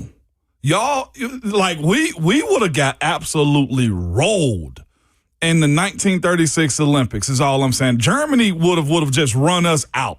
We got a lot of like quitters and weak-minded individuals who are judging what this soccer team has done. Like we're quick to quit on it right now. Somebody asked the question, are we trying to grow too many? We're America. We're the USA. We need to be trying to be elite in every facet of the world, in every sport that allows it to be competition. Yeah. If this is the mindset that we have as a country, as a nation, that is all over because we lost in a round of 16 again, we ain't got no chance in a world war. We ain't got no chance. All right. I'm being very tongue-in-cheek with this, but like this is a quitter's mentality. Like we are so microwave into what the process of getting better is right now. And this is kind of awful to kind of hear y'all kind of proclaim like, yeah, it's all done and it was for nothing. I want it on the record. We were about to talk about Cam Ward, and so many of you are calling in to talk soccer that we're going to let you guys take the lead, and we're going to continue to go with this topic. Jesse Owens would have got rolled by a German, man. He won 4 gold medals. I don't know if he's the best example. No, I'm just saying, like, if that's the point. In one Olympics. Jesse should have just stayed at home if this is how we're going to be as Americans moving forward. Whatever happened to USA? This is crazy. We'll get to Chuck and Adam on the phones when we come back. 615-737-1045. Your phone calls. We got to get off the phone. Coming up after this.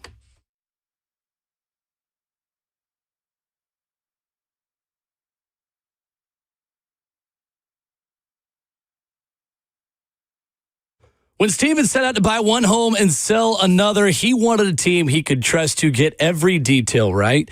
And he found exactly that with Bernie Gallerani Real Estate. What's going on? It's Will Bowling. As Steven weighed his options, the team helped him carefully assess the pros and cons of each property so he could move forward with confidence.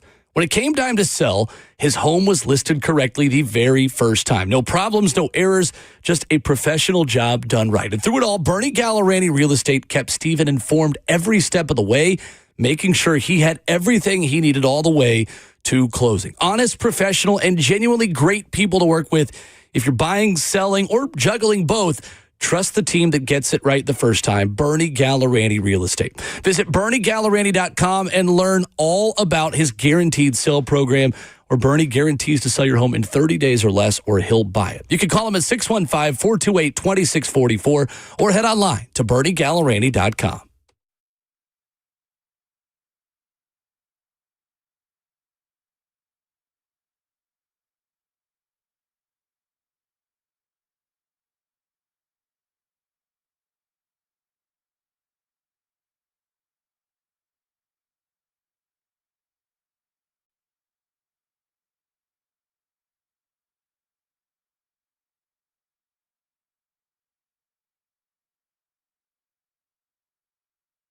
If you have a 2%, 3%, or 4% mortgage rate, don't refinance it. You don't have to, but you can still get cash out of your home. Introducing Loan Pronto's zero-cost equity loan.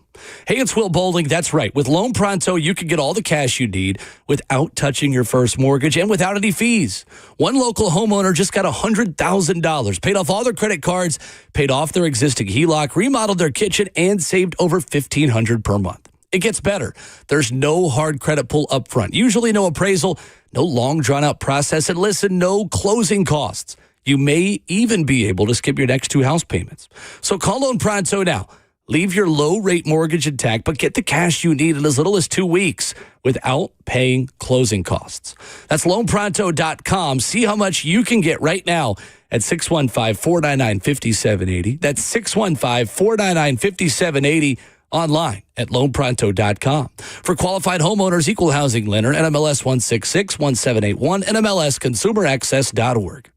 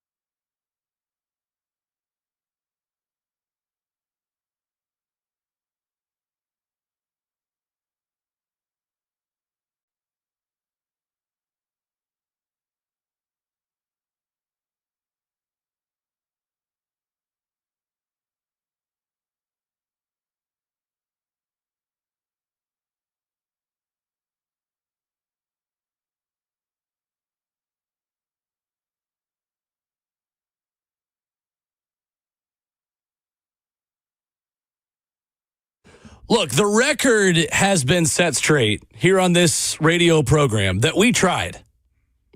We tried. We tried to go back to our football, and you guys just keep calling in. You're hooked. You like talking U.S. soccer. And as always, Ramon, we let the people dictate where we go from time to time. Yeah, we do. And it's July 8th.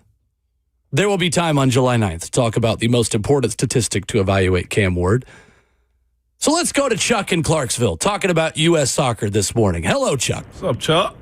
Hey guys, I'll be 70 years old in August. I've been around a long time. I've watched sports grow. I've watched sports decline. I'm seeing baseball decline.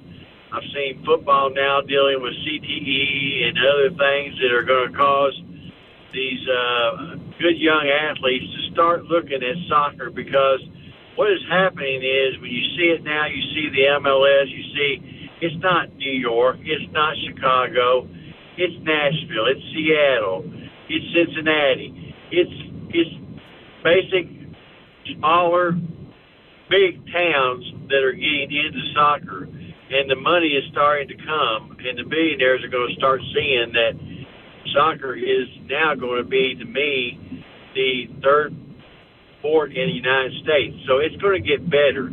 I don't see it going down. I don't see it declining. I think the country really rallied around. 42 million people watched that game the other night. It was tremendous.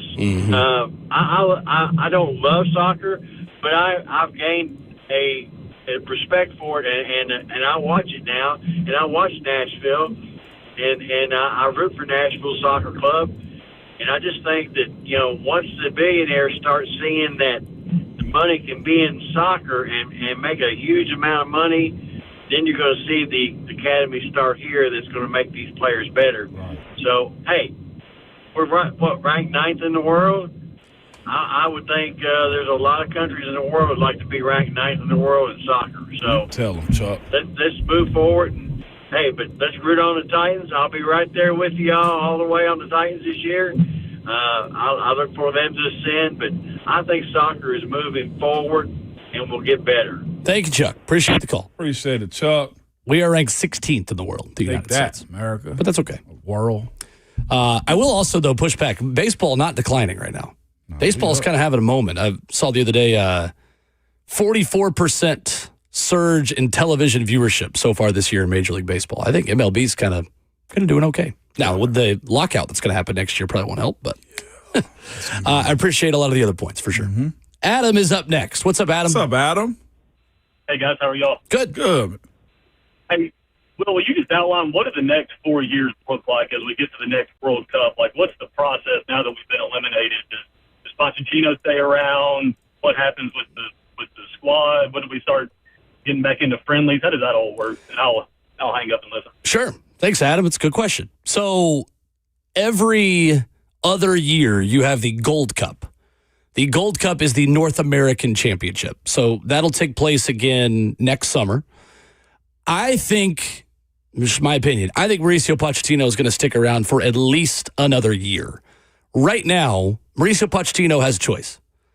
Do I want to pay or get paid a lot of money to still be the U.S. coach for now and not have a club job immediately? Or do I want to be unemployed and wait for an early season firing at a big club in Europe and be ready to take that job and not take the U.S. job for now? There is a 4-year contract on the table for Mauricio Pochettino to take the United States through the next World Cup. If you're unfamiliar with Poch's background, he's from Argentina. He's coached at clubs like PSG in Paris, Chelsea, and Tottenham in London. He's a very good coach who is in high demand as a European club coach. A lot of those big club jobs have already been taken. So if he wants to coach somewhere right now, and again, he might want a break, but if he wants to coach somewhere right now, he's going to continue to coach the U.S. men's national team. There are some who think that there's no way he sticks around. There are others that, and I would put myself in this boat, who think that he is going to stick around at least for now. I would be surprised to see him coach the next World Cup. I think by that point, a big European club will lure him away and pay him a lot of money to get back into the day-to-day of what he spent the rest of his career doing. Yeah. But for right now, I mean, there's no reason to leave unless you just really want to break. And the next really big thing for the United States will be 2028 because it's not official, but it's been rumored that we're going to join Copa America again in 2 years, which is the South American Championship. Yeah. Every now and then the U.S. does get invited to do that as well. Sometimes we host it. In addition to playing in it, that would be the next big challenge is playing in Copa America. That's 2 years away. So there you go. That's what's coming next for the U.S. But nothing as big as the World Cup, unfortunately, until 2030. I do think, though, the U.S. is going to host the 2038 World Cup. Straight up. I think it's coming back in 12 years. Because the next World Cup, we got like 10 seconds, but the next World Cup is hosted by South America and Europe. You got to sit out the next 2 cycles.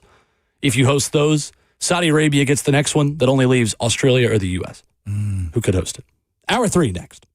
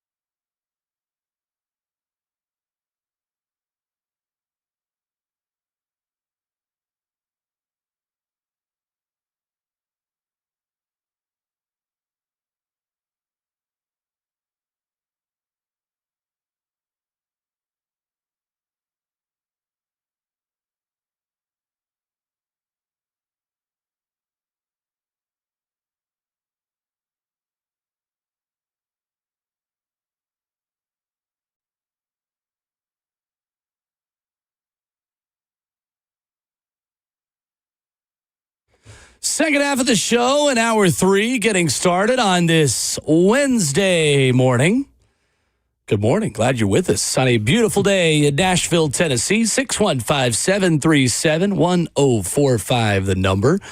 We head from Nashville to Austin, Texas in 20 minutes as David Eckert of Horns 247 is going to talk some Texas football with us here in just a few as we continue to dive into SEC football. Ramon, just a couple weeks away from SEC Media Days, which should be a bit better and a bit more interesting than Monster Energy Big 12 Media Days, which were interesting to say the least starting yesterday. Boys out here selling name brands and stuff. Monster Energy, man. Good on them, man. As much money as you can bring in to spread out to the athletes, the better it is, man. Well, about that. Did you see how much money they're actually making? No. The $250 million? No. No? No. What they doing? They are making $20 million a year, which is essentially $1.2 million per school. That's tough to be out here sponsoring Monster Energy like that. Josh Pate said, just seeing the financials of the Monsters/Big 12 deal, highway robbery. He said, this is essentially a presenting partner deal reportedly executed for $20 million a year. That's $1.25 per school. He said, if my team sold a presenting deal on my show for that price, I would fire them. Yeah, that's tough. He's right. That's tough. He's right. It's just for some exposure is what we're doing in this. Just to attach yourself to a national brand is all. No, it's convincing yourselves that you need more money to pay more athletes with the additional expenses that you have while still giving out the same terrible buyouts to both coaches and athletic directors and letting them hold you hostage with the guy who actually runs the sport named Jimmy Sexton. That's barely who really paying, sponsors college football. That's barely paying a college team food bill. That $1 million. Like, that might seem unprecedented, but that's barely paying the bills if that's the deal that they struck right there. What drink would be the perfect sponsor for SEC? Oh. If there was a drink sponsor that was made a presenting sponsor. Easily. Coca-Cola. That's not bad. Easily. The state of Texas would argue Dr. Pepper. Now that we have to include them, though. The only time they show up, and I say only time respectfully, if Dr. Pepper, you want to sponsor us as a show, reach out to us. But it's during the SEC championship weekends. Like well, that's every championship, though. Yeah, I mean. During the chest pass challenge. Big Pep shows up then. Big Pep. That's the only time I don't see any commercials for them other than college football bowl season, and that's it for them. So, yeah, I'm with you on that one. What about Milo's Sweet Tea? Milo's Sweet Tea. Does it. It's the Milo's SEC season on ABC. See, now, Dr. Pepper just makes sense because of the 23 flavors. It just means more flavors. Is it 23 flavors in there? Well, then what about Baskin Robbins? Who the heck knows? That's just their slogan. Yeah, what about Baskin Robbins then? Well, that's not a drink. It could be a shake if I throw some milk in there and some cookies. They have coffee. Yeah, exactly. They have. Do they really? Yeah, they do. I did not know that. I used to work at the Brentwood Dunkin' Donuts. Yeah. When I was summer college worker, part-time. The amount of people who would show up there and be like, y'all got ice cream? No. Where would we? No, we don't have ice cream. You had all the ingredients. Thanks for coming out, though. No, we don't. I was like 20. I knew how to make an iced coffee, and that was about it. Vanilla. But you could make iced coffee ice cream. You could have churned it. You could have easily churned it. Coffee ice. You could have easily churned some ice cream. Cream, sugar, vanilla, couple of eggs, substitutes. I'm sure it's in there somewhere. You could have churned out some extra cash on the side. You need to make. You could have sold it through the back door. You think that's what I was thinking about while I was 20 years old working at Dunkin' Donuts part-time? Probably one. Hey, I've got a business idea. Let's make some coffee ice cream. I was thinking about running out the clock and going home. Yeah. I can't think of another drink brand, though, that I would like to use. I would say Alani, like an energy drink, but that doesn't seem very SEC-like. No. Celsius? Waffle House, Celsius. But that's, again, it's not a drink. Like, if you're just thinking about a sponsor of a conference. You said Milo Sweet Tea, but, like, Sweet Tea is most definitely the South's, calling card. What's the best sold or most sold energy drink? Would it be Red Bull, Monster? I would guess Maybe Red Bull, right? Red Bull has to be. It's the only one that gives you wings. Well, there you go. I think it tastes like. It just means more. You're not a Red Bull guy? Nah, I used to be big. I'm not really anti it, but I don't really drink it very much. Nah, I can't do it anymore. Maybe because I had too many Red Bull vodkas in college. I'm not sure. RBV. RBVs. RBV gets the night going. First time I ever had it was with Savage. Every time I try to order an RBV, Peyton looks at me, my wife, Like, what? Yeah. Yeah, it's an RBV. They're great. Listen. They're really good. When They're my refreshing. wife orders a cranberry vodka, Well, she bet not with Baby T-Hawk. No. Wow. I mean, she could right now if she wanted to. No, she could not. Why? Because One and she's you're done. feeding him. One and you're done. No, absolutely Yeah, she had not. a small glass of wine the other day. It doesn't get to his system. It goes out of your system. You got to have more than a glass. Also, she had not even 2 ounces. Overprotective. Yeah, right. Uncle Big Moan. Unc over here. Yeah, man. oh, yeah. She told me the other day, she goes, can Ramon be his godfather? I'm like, Don't play with me. Don't Love play that. with me. I'm like, he probably Don't would say play yes. with me. You damn right. I'm gonna say yes. Don't tempt him with a good time. I swear, Hawk. We locked in for life if I become godfather out here, man. But when she orders a vodka cranberry at the club or whatever, that's how I know. Oh, we're about The club. We're about to get down. We're about to have some fun. Like, woo! Hell yeah! She said, That's how you had she's Baby gonna get on T-Hawk that right dance there. floor. I know she is. Red Bull vodka is just another version of an espresso martini, and those are very popular. Red Bull vodkas. You know what? The first time I had them, we were pre-gaming in college. This is not sports talk at all, okay? We were pre-gaming in college. Somebody out there's like, at least it's not soccer. It involves some sport. This is very true. Because everyone who criticizes us sounds to say, oh, it sounds like this. In my mind. Because America's all about sports and drinking, baby. Here we go. Fair. First time I ever had it, though, was with Savage. We were pre-gaming. This is when Grey Goose was at its pinnacle. I'm talking about at its peak. Savage went out and grabbed some bottles of Grey Goose, the biggest bottles, okay? The largest. The largest. Shout out to Big Extra Plug. You just saw him this past week, I did. too. He was good. But we ended up getting some Red Bulls. And I'm green to this. I'm like, all right, we was just on MD 2020s for the most part, okay? So I pour in a cup of Red Bull and vodka. We hadn't even made it to the club yet or to the bars we were going to in Knoxville. And all I remember telling Savage was this. My first experience with Red Bull vodkas. Mm-hmm. My face is numb. They're good. That's all I remember. They're good. My face was numb. And I was like, I don't think this is supposed to mix like this. I don't have them all the time, but as we get up so early in the morning and adjust back to normal schedules on weekends, like, all right, well, if I need a little bit more caffeine, there we go. Because I am very hooked on caffeine. Are you really? Yeah, it's not great. I can go days without it. My saying Really? is, Yeah. I am not addicted to caffeine nice. or coffee, but my body is. I don't know what you want me to do about it. My body's addicted. If I don't This guy. if I don't have coffee in a day, I'll get a headache. But So then you're addicted. but I can go without it, but my body says no. Hawk's like, I'm personally You not are addicted. your body. What do you mean? My mind says you're not addicted, but my body, on the other hand, has a reaction if it does not have. Sounds like a rehab facility's in need of you, Hawk. Type of brother be like, I'm not Caffeine addicted. hab. I'm not Yeah. addicted to crack. I just like my mind just enjoys it. Like what? What? You and Not wrong. the lady that stole Savage's truck will have a great time together, okay? Junkie and Hawk will be out here having a grand old time out here, man. We got to watch you, Baby Hawk. But listen, Baby T-Hawk, man, I'm there for him. Oh, he slept better last We both night. So are. that was Because I gave you Good. all the notes. Yeah.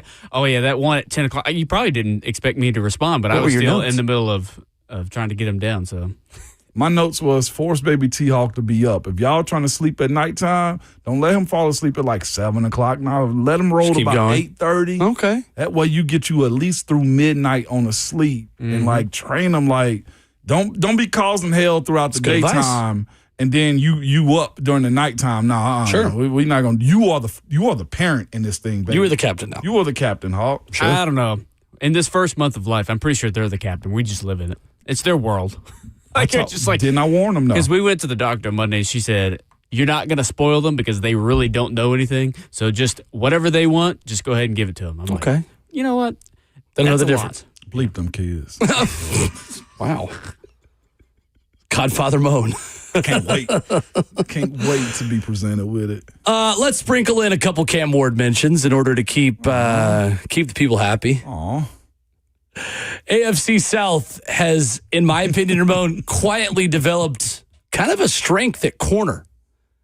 Top 10 list came out, ESPN.com, executive scouts and coaches listing the top 10 cornerbacks in the NFL. Derek Stingley, the Houston Texans, at 2. You have Sauce Gardner for the Indianapolis Colts at 9. Kamari Lassiter is given a shout out here for the Houston Texans, and one person calls him the best number 2 corner in the league. Cam Ward is going to play 7 games this season against top 10 corners in the NFL, according to this ESPN.com list. Are the Titans ready for that? And kind of seeing a little bit of a strength in the AFC South where secondary play is kind of decent right now. Yeah, it is. But that's also why this second year to me, and we're going to have the bigger topic tomorrow, correct? We will. Since everybody wanted to talk soccer today. Our callers did. So we're pushing our Cam topic to tomorrow. I think it's smart that you condition your mind that Cam is still, and I hate to keep using this, but he's the co-star in this thing. I don't think with what's in front of him and the offensive growth that they have to have this year, and that's the thing too. Like offenses, they take longer to develop, to catch their stride than a defense does. And I think it's very strategic on Robert Saleh. I think it's very strategic on Mike Berganzi to be in a position where they went after veteran playing experience on the defensive side of the ball. We mentioned it, everything that Cam's got to face defense, the corners. You look at what Houston presents itself, even in Indianapolis twice a year, and Jacksonville. Those defenses, those 3, is not anything you just go to sleep at night and be like, we'll be fine tomorrow. No. Like Cam going into the second year has to show that adjustment's going to be there.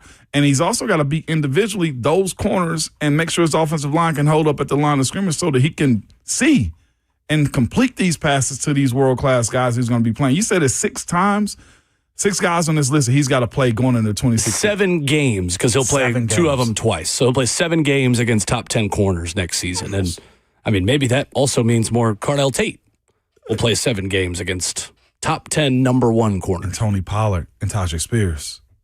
As far as the support. They see the corners less than obviously a wide receiver would, but yeah. I'm just saying if like Kamari Lassiter's on this list and he's the backup number 2 to this. My point is the run game is going to have to play a part in making sure those dudes can pick you off and make plays in the passing game. I think it'll be interesting to learn how defenses want to defend the Titans. Are you putting your number 1 corner on Cardell Tate week 1? Are you more focused on Calvin Ridley? Are you going to follow Wan'Dale Robinson? I don't know. Yeah. I tend to think that Cardell Tate's going to get a lot of attention from number 1 corners, and if he doesn't, then he's going to cook. I do wonder how he's going to be attacked. That's a great question. And how much does Calvin Ridley benefit from it? Because I remember watching Pat Surtain follow him around in Denver last year, and that's the kind of guy that can take away your best weapon every single week. So is Calvin Ridley more productive if he is going up against somebody's 2nd, 3rd, or 4th best corner on any given Sunday? We'll see. Maybe. That 4th overall pick now at wide receiver, when you mentioned that side of it and how Pat Surtain was able to remove Calvin, your 2 and 3, whoever your other options are, the floor is raised. Yeah, and 100%. It gives you something to take away. That's true. That a defense has to prepare for. I know I was all over the Sonny Styles pick, but for this offense, for this team and what was done to it last year, Cardell Tate makes sense. I think it does too. Coming up, the band is back together in Austin, Texas. 4th in college football and returning offensive production. Maybe the most important transfer non-quarterback in all of college football that is in burnt orange. And Ohio State coming to town on September 12th. When we come back, we'll talk about it. David Eckert of Horns 247 talks some Texas football with us after this.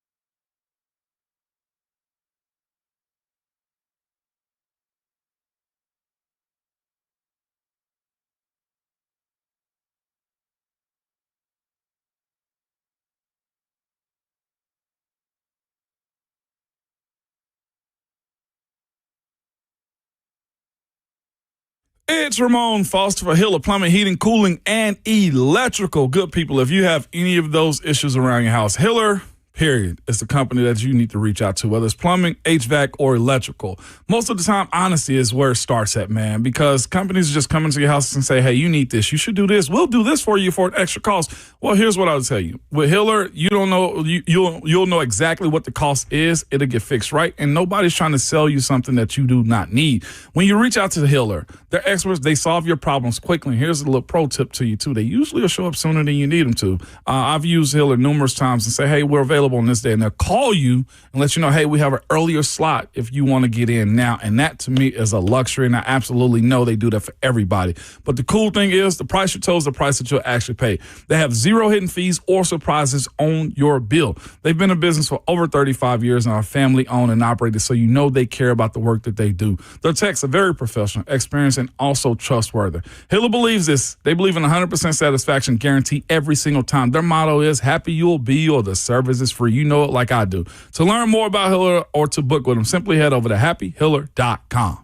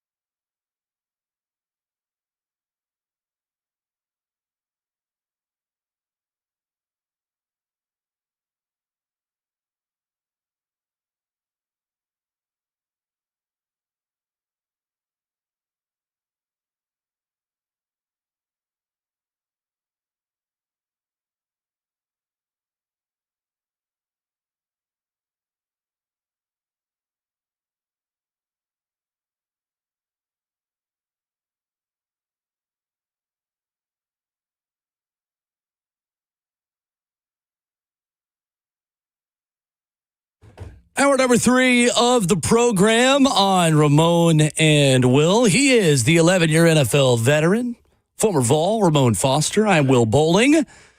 Talking Texas football this morning, a program truly with championship or bust expectations in 2026.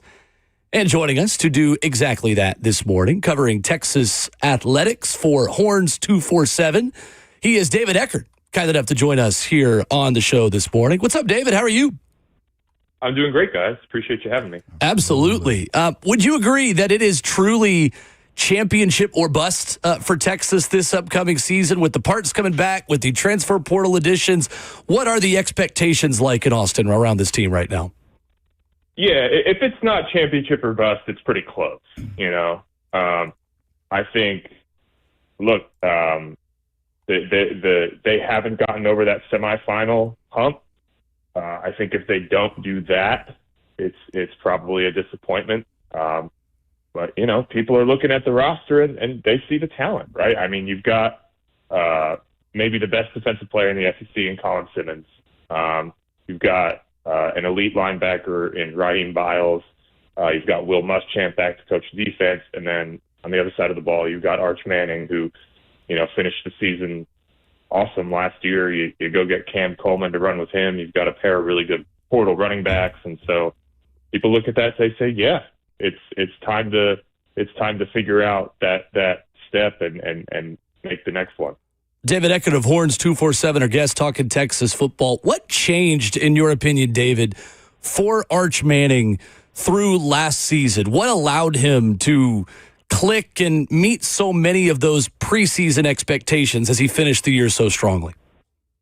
I think he stopped getting his face mask put in the turf 5 times a game. It's really what happened. It's just they figured some things out on the offensive line in front of him. I really think, did he make some improvements as the season went on? Yeah, right. He didn't have a game like against UTEP where he's just, there's 9 incompletions in a row and he just looks frazzled, right? But I think big picture, that's the difference. Texas shuffled some things along the offensive line. They figured it out a little bit because their front last year, it wasn't just bad. It was horrendous. Like it was that bad. And so I think just playing quarterback behind that was a really difficult job. And so just to upgrade it even to like below average, which is kind of where I think they got it toward the end of the year, made a really big difference for Arch. We're joined by David Eckert of Horns 247, talking Texas this morning. David, with that being said about Arch, man, any quarterback needs as many weapons as he can get, whether that's O-line, as you just mentioned, or specifically the wide receiver position. David, is this the best wide receiver group in college? I mean, you can just start with Ron Wingo and, of course, the transfer Cam Coleman at this point. Where is that group at besides those two? And are they the best group in college sports right now? Yeah, I think Ohio State might. I don't know. Look, right? I mean, I think it's them or Ohio State probably at this point, But they've got a really good third option in Emmett Mosley, who I really like. I think he's fun. I think he's dynamic. So he'll be the third wide receiver on the field. And then they've got, probably the most hyped and I think top rated, I'm trying to remember our rankings, freshman in their class, 5-star Jermaine Bishop, who is getting rave reviews at wide receiver. So I think he's going to play a little bit. So yeah, I mean, they've got a ton of weapons. They're really deep. Obviously Cam Coleman is what he is. He's a superstar. I'm excited to see what he looks like with competent quarterback play. And I'm curious to see what he does for Ryan Wingo as well, right? Because, you only have so many defensive backs on the field. You got to decide where you want to put him. So does he open up some options for Ryan Wingo just by his presence? And we know the old cliche, too. Offense sells tickets, defense wins championships. And Will Muschamp being back, I guess is what we would say in this situation right here at Texas, man. What has been the response from the players from him? And I guess, has he reset expectations on the defense that's already been good, put players in the NFL? But you throw Muschamp, and all I can think is just him losing his mind if somebody missed their assignment. So what has that response been from the players on the defensive side of things, and how is he contributing also to helping Arch be a better quarterback with his presence and his knowledge? Yeah, it's funny. We had a little moment like that. Texas didn't really do like a full spring game. They did like the kind of like practice that everybody seems to be doing now, but I think the biggest cheer during that was Will Muschamp just losing his mind at somebody, and everybody went nuts for that. I mean, it's expected, right? He's good at that. Yeah. And so he's. I mean, the players love him. That's very clear, right? Yeah. They're going to play a more aggressive style of defense, right? Pete Kwiatkowski, in the secondary and. They were trying to keep you in front, right? They were trying to abide by the philosophy of, hey, it's difficult for college football teams to do the right thing 10 times in a row. If you don't let them get behind you, they're going to make a mistake. That's not what Will Muschamp is going to do. So they're going to play press man. They're going to be really aggressive. But yeah, the Arch thing's interesting, right? Yeah. He didn't really do a whole lot in the spring. He had that foot injury. So we'll see what kind of impact that has on the summer. But I think that's a good point. You get a really aggressive defense that's trying to be really in your face. I think that helps you kind of prepare if you're a quarterback, no doubt. David Eckert, our guest, Horns 247, covering Texas football and Texas athletics. For a team, David, that's fourth in returning offensive production and has the stable running backs now with Hollywood Smothers coming in, Raleek Brown to help out that passing game. What are the questions you have about this football team? For a team where it does feel like we know so much, what are the unknowns for you at this point of the offseason about Texas in 26?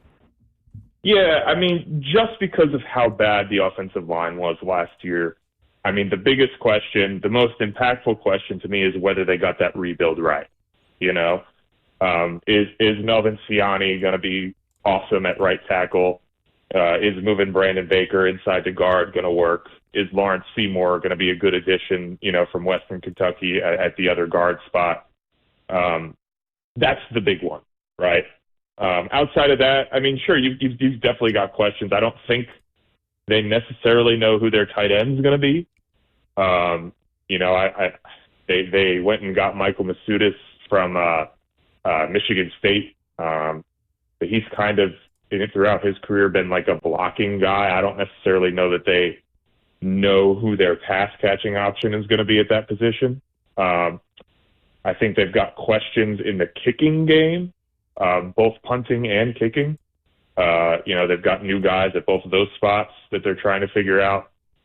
Those are the big ones to me. But you ask a Texas fan what they're concerned about, I mean, it's still the offensive line because it was just that much of a mess. That rebuild has to have worked for this team to meet its expectations. Well, David, we have a lot of former Texas Longhorns now here as members of the Tennessee Titans in 2 straight draft classes from Gunnar Helm a couple of years ago, who Titans fans are growing to love, and now with Anthony Hill Jr. Being brought in to play the linebacker position. From your perspective, covering him and getting to watch him in that Texas defense last season, what should we know about him that maybe we don't know? What will Titans fans like about Anthony Hill Jr.? Yeah, Anthony Hill is first of all, he's a great kid, right? I mean, I think he's somebody that Titans fans will fall in love with. Got $1 million smile. He's always laughing. I really enjoyed covering him. But yeah, I mean, on the field, right? He worked really hard. He kind of started his Texas career as kind of a pass rush specialist. And he was really, really dynamic in the run game. He's always been very physical. He's worked really, really hard at becoming a better in pass coverage. That's kind of been the area of his game where he's had to, work for it. And so I'm curious to see what that looks like at the NFL. at the NFL level? Has that effort paid off? Can he, cover a tight end? Can he cover a wide receiver, at that level? But it's physically, right? I mean, this guy is going to be really fun to watch. He's going to make loud plays, big tackles. He's going to get after the quarterbacks in the linebacker spot. He's the kind of a player that just really makes you want to turn on the game. So I think Titans fans will really like him. We're joined by David Ecker, the Horns 247, talking Texas football again. David, you mentioned him earlier and just kind of breezed through it real quick, but Colin Simmons, edge. Mm-hmm. There's a PFF quote out there that says, there's no returning FBS edge defender that has been more valuable than Simmons over the past 2 seasons. Now, some people probably listening, not familiar with Texas football. That last year, let's just go there. 43 tackles, 15 and a half tackles for loss, 12 sacks, 2 passes defended, and a fumble recovery, and 3 forced fumbles. First-round draft pick, probably top 5, top 3 is what he's going to be this year. Colin Simmons, how do you evaluate him? He sounds like a monster at this point. Yeah, I mean, you said it best, right? I mean, he's just a freak. During spring ball, he's the type of guy where you're kind of having to ask him to put the brakes on so that you can run a drill in spring ball effectively without him blowing it up. He's just so athletic, right? You can't block him. And it's funny, you mentioned, I think 12 and a half sacks. Yeah. I think he got one of those against the Cupcakes on Texas's schedule. Right.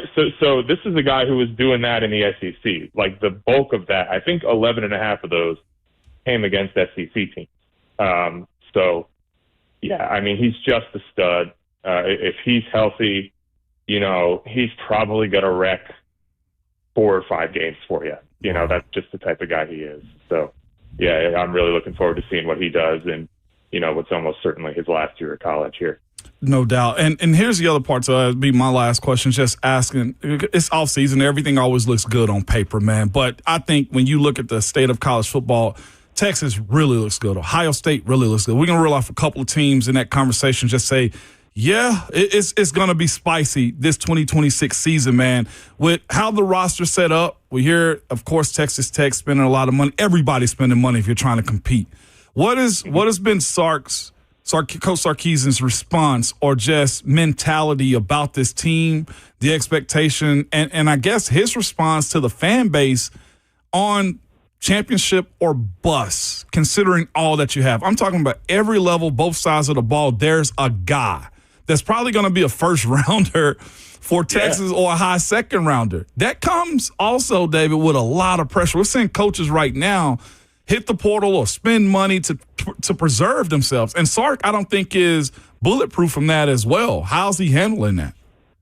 Yeah, I think it's interesting because you saw him this offseason, and he hasn't really talked a lot about this, but I think you kind of see it in his actions, right? Sark is a guy who does not want to build his roster via the transfer portal. That's not what he wants to do. I don't think he'd ever taken more than 11 guys in a class. There or thereabouts. And he went and he got around 20 this year because he knows, hey, I did not meet expectations last year. I have a roster, a core of a roster, and a quarterback that I should be doing better with. And I think the Will Muschamp issue also reflects this, right? Texas's defense was not bad last year. I mean, I think they were around 25th in the country. Like, they were pretty good. The year before that, I think they were 3rd in the country. Mm-hmm. But hey, 25th in the country that's not going to cut it with the pressure and, the expectations around this program. And so Pete Kwiatkowski gets fired and Will Muschamp gets brought in. I think with his actions, you're seeing that dynamic play out, right? More than what he's saying. David Eckert. Yeah, go ahead. I was just going to say, too, David, you guys also created a scandal for the world to see in front of our eyes, okay? Between you guys and Texas Tech, just going back and forth with Cody Campbell. Oh, it's been so much fun, You opened the Pandora's box. I just want you guys to know that, okay? Had him crashing out and going to court cases and everything else that involved in it. Do you feel proud of that? You'd have to ask Steve Sarkisian, right? I mean, he thought I wonder if he thought that was going to create that impact. My guess is almost certainly not. Yeah. You know, but it certainly gave us something to talk about for about a month. So hey, and we love that, as you know, this time of year, especially in the post-Steve Spurrier era in the SEC, when people can say interesting things this time of year and stuff like that. David Eckert has been our guest, covered the Texas Longhorns for Horns 247. David, great stuff. Really appreciate you. Thanks so much. All right, thanks for having me, guys. Have a good one. Yes, sir. David Eckert with us. Tennessee, Texas, September 26th. Going to be a doozy at Neyland Stadium. SEC opener for the Vols. Simmons. Yeah, he's pretty good at football. David Sanders can make his bread off this game. Yeah, that's the kind of game you look at on the ESPN highlights when both players get drafted, potentially. Like, David Sanders, first-round draft pick, you're going to see footage of him blocking Colin Simmons. When Colin Simmons gets drafted top 5, you're going to see him getting a sack on somebody like David Sanders. Yeah. Like, it's just, that is a showcase game for both players, for sure. He mentioned the O-line being weak. Every game's a showcase game when you're a projected top 5 pick, to be fair. Colin Simmons. It is. I didn't think they had issues on the OL because they got a projected first-rounder in Trevor Gooseby. It was bad. It was real bad. I got to go back and look year. at this now. Real bad. Yeah, you're going to look back at that film and feel disrespected, especially in the month of September. Yeah. That Texas offensive line was dreadful. Dreadful. Yeah. David wrote about it. I was going to ask about it, but we ran out of time with him. But it's interesting. He crunched some of the numbers on this and wrote about it at Horns 247. So there's 10 returning starters this year with Heisman odds. Better than like 4%, right? Of 10 Heisman caliber quarterbacks who are returning starters, Arch Manning had the worst completion percentage from 0 to 9 yards of any of those 10 quarterbacks. 69% completion percentage at 0 to 9 yards. Average for those 10 players was 77.6%. Arch Manning did a lot of good things down the field and was a good downfield thrower, especially at the end of last season. He missed a lot of layups. And that's going to be the step now for him, not only as an NFL prospect, but as the quarterback at Texas. Make the gimmies. Yeah. It's like a good golfer who will make a 20-foot putt but miss 4-foot putts, like former Texas golfer Jordan Spieth, maybe. So that's going to be the interesting thing for Arch. And David had a good column, or a good piece about that, I should say, just at 247sports.com on the Texas website on biggest numerical under-the-radar stats to watch in 2026. That's a really good one.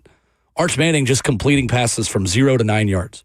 Wow, which is crazy because those are the plays right there that keep the drive going. Mm-hmm. Or it's that 1st and 10 where you need that 5 yards to get a good run play on second down. So, yeah, the gimmies, man, you have to have them. You have to have them. David was good. It's real good. Real good pull by you on that one, man. Beautiful. Yes, sir. 615-737-1045 is our number as we catch you up on some NFL headlines. Wrapping up Hour 3 next.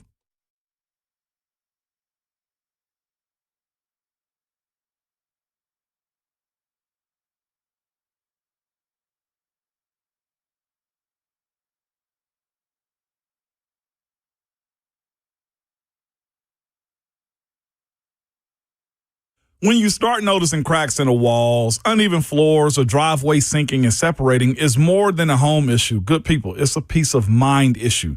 That's why who you choose for foundation repair and concrete leveling, it really matters. I personally trust USS, United Structural Systems, that is, because they've been doing it the right way since 1994, right here in Tennessee. USS doesn't believe in quick fixes or those scare tactics. They take time to inspect, explain what is happening, and walk you through real proven solutions that are built to last. Whether your home needs foundation stabilization, crawl space repair, or concrete leveling for sinking sidewalks, patios, or driveways, USS uses engineered systems for long-term performance, not just a temporary patch that'll just get you by.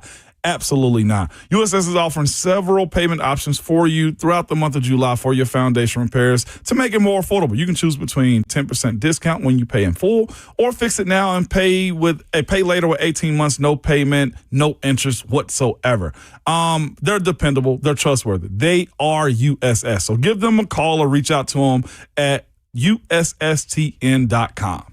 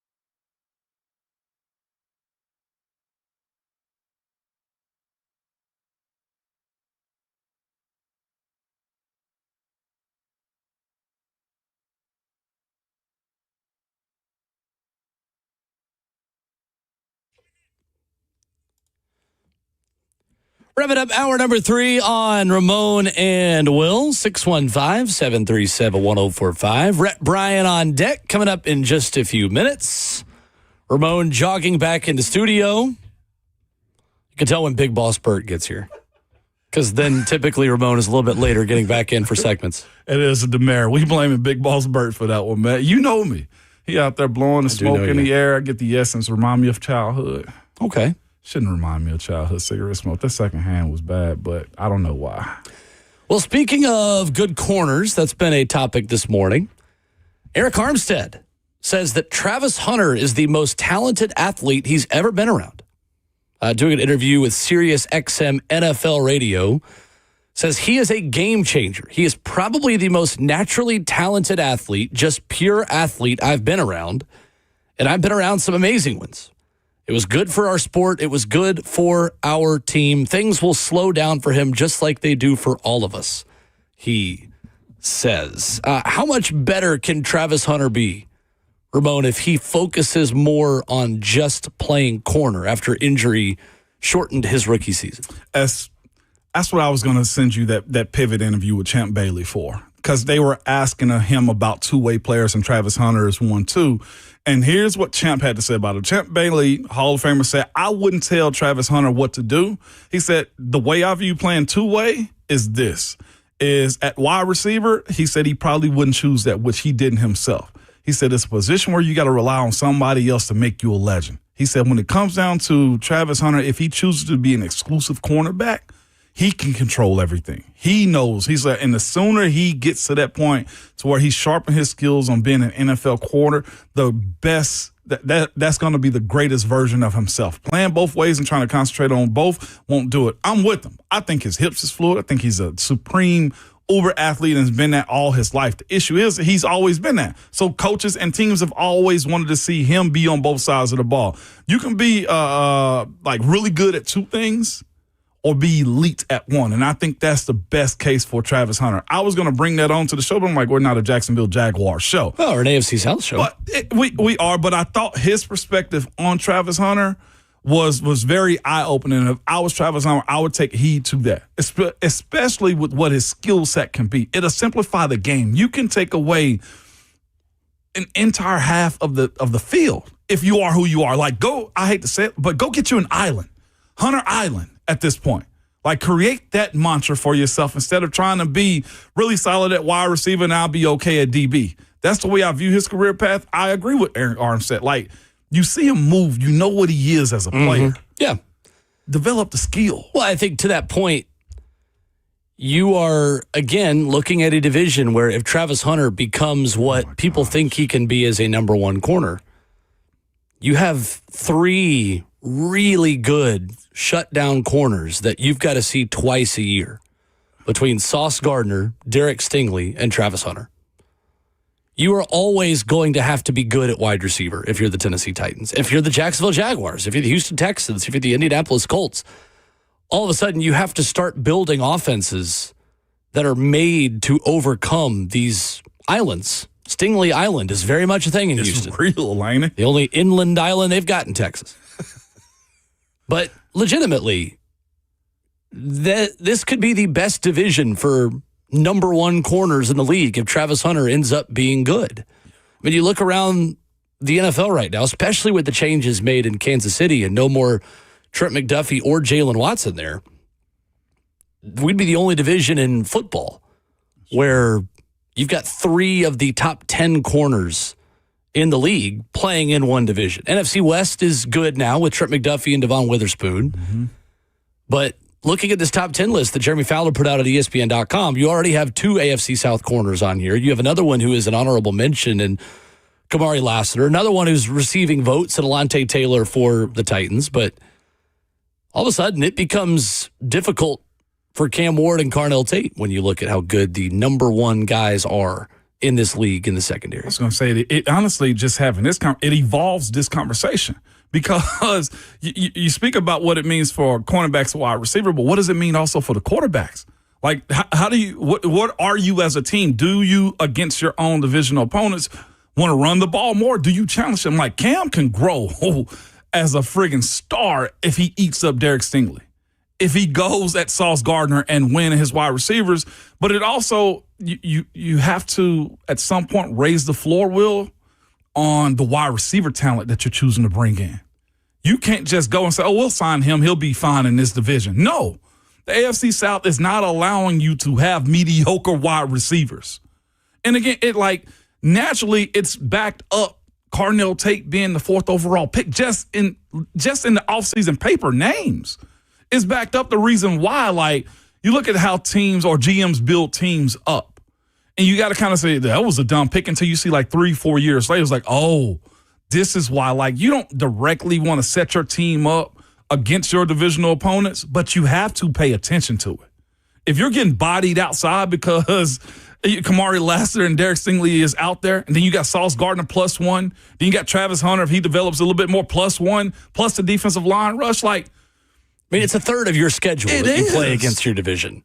And so you are building your team for what is guaranteed to be a third of your season. It doesn't mean that you overemphasize it and go out of your way to reach on players, but I agree. It's something to be aware of. Yeah. And right now, I'm not sure if there's anything that the AFC South does better than putting number 1 corners on the football field. That and making sure you got interior deep offensive linemen. This isn't an amazing division, top to bottom, in terms of overall team quality, but there are some really good corners in this division. It is. That, and again, I want to, the interior D-line is cooking too. That's the other side of it as well. I think each team's got a guy.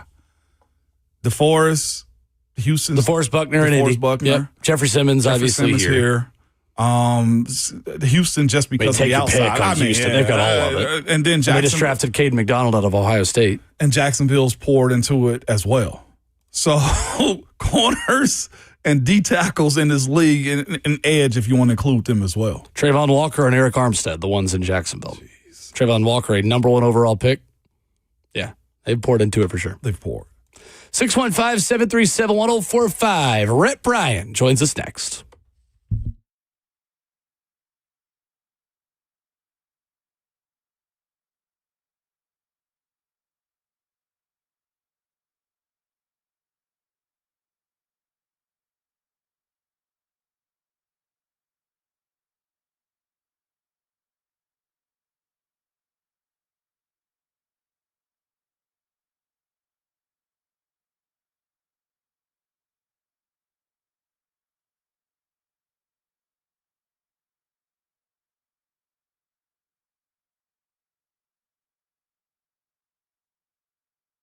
If you have a 2, 3, or 4% mortgage rate, don't refinance it because you don't have to. You can still get cash out of your home. Introducing Loan Pronto's zero-cost equity loan. What's up? It's Will Bowling. That's right. With Loan Pronto, you get all the cash you need without touching your first mortgage and without any fees. One local homeowner just got $100,000, paid off all their credit cards, paid off their existing HELOC, remodeled their kitchen, and saved over $1,500 per month. It gets better. There is no hard credit pull up front, usually no appraisal and no long drawn out process. And listen, no closing costs. You may even be able to skip your next 2 house payments. So call Loan Pronto now. Leave your low rate mortgage intact, but get the cash you need in as little as 2 weeks without paying closing costs. That's online at loanpronto.com. See how much you can get right now. 615-499-5780. That's 615-499-5780. Online at loanpronto.com. For qualified homeowners, equal housing lender, NMLS 1661781, NMLSconsumeraccess.org.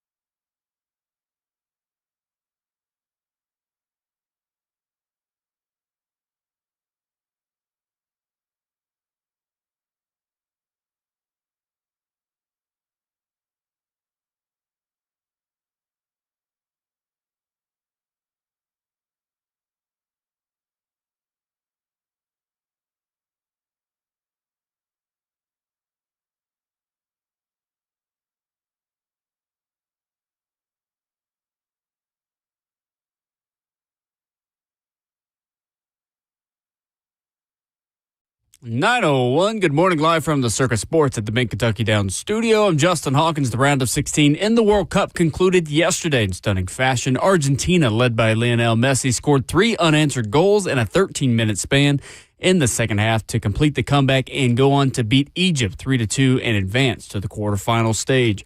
Messi scored his 8th goal of the World Cup and now takes the lead in the Golden Boot race. Also, Switzerland in the afternoon in Vancouver took down Colombia 4-3 in penalties, and they advanced to the quarterfinals for the first time since 1954. So that means the quarterfinals are now set. France will take on Morocco Thursday in Foxborough. Spain takes on Belgium Friday in Los Angeles. And then on Saturday, 2 matches will take place, starting with Norway facing England in Miami, and then Argentina takes on Switzerland in Kansas City. For all your foundation repair and waterproofing needs, you got to go to USSTN.com. Breaking news at once on your home for the Titans and the Vols. This is 104.5 The Zone.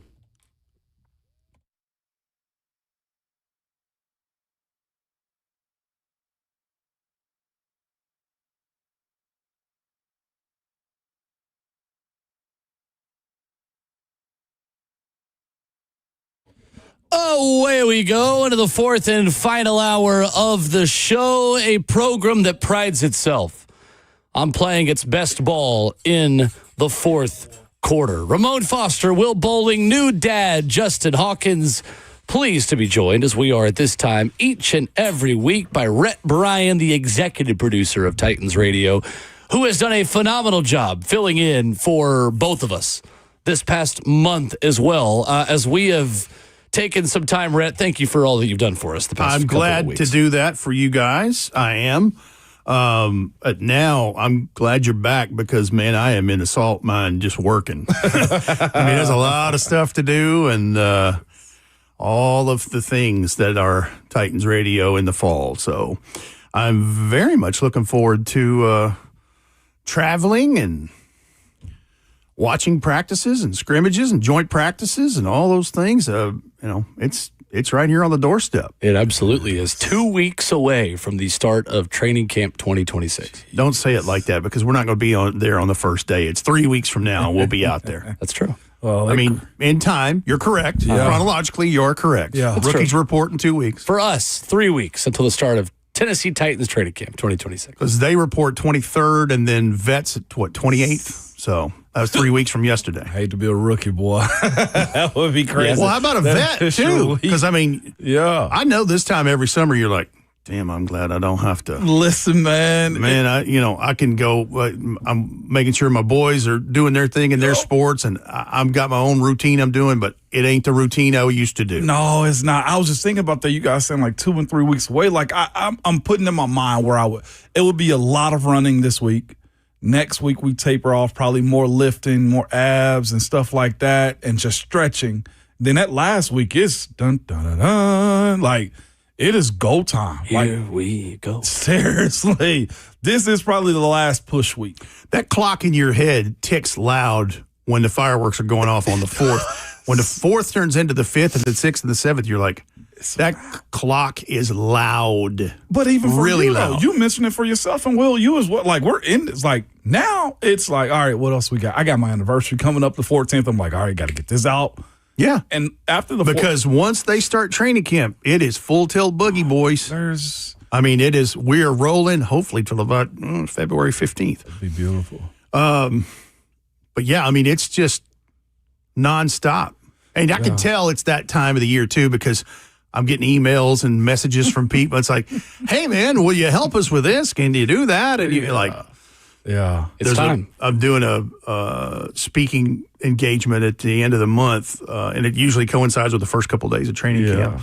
And just touching base with them. Like I could just tell it's getting close. You know how, too, just to add to it as well, 4th of July kind of shows a lot because nighttime happens just a little bit more. I told my wife when we were down in Florida, since July hit, we've lost 30 minutes of daylight. Mm-hmm. Fall is on the way. It is. We have passed the summer equinox, and we are headed towards fall. We're losing it. There's going to be pumpkin drinks at places in 1 month. I might get excited this year. Don't start. Absolutely. Don't start. I will always. I can smell it right now. It's the best. It's the absolute best. They're starting to treat PSLs almost like Christmas decorations. Okay, PSL's not seat licenses because that's on the minds of a lot of and they're a lot new Nissan Stadium ticket holders, but meeting pumpkin spice lattes. They're a lot more affordable. You can buy lots of those. That's PSLs. true. you can't get those. That's very PSLs. true.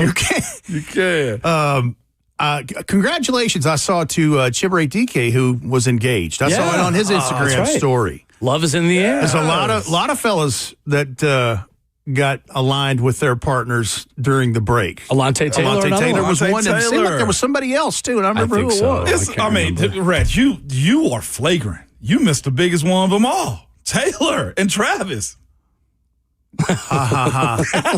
Wow. I kid. I figured we throw that one in there. Well, of course, the event of the summer, and for a lot of people, it was. Hendersonville High School's own Taylor Swift. For a lot of people, it was. The American Royal Court is what I think you said people are starting to call it too. No, my wife, Your Peyton, wife. called it the American Royal Wedding. And then we forgot about the bowlings too. It's just And here's the thing. a lot. In a lot of people's eyes, she's not wrong. I know. Like, She's that's, not. I mean, it was a major event. I wonder- Saw Mike and Jen Vrabel rolling up in there. Yeah, I saw that on social media. People made a big fuss about opening and closing doors as well going to the wedding. I For one, I'm shocked that people made a fuss Mike, about something on Twitter. Here's the thing. But yeah, I'm shocked too. Mike's an alpha. He is going to lead and go.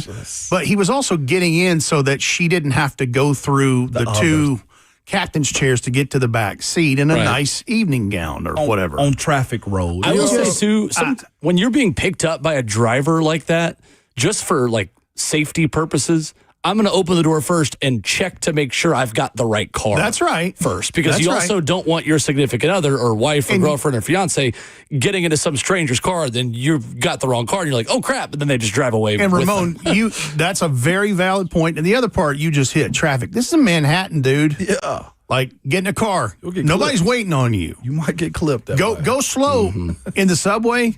Watch you get dog cussed. Absolutely. Like, you're not going fast enough, homeboy hillbilly. Beat it. Move. How? That's right. I mean, seriously. That's true.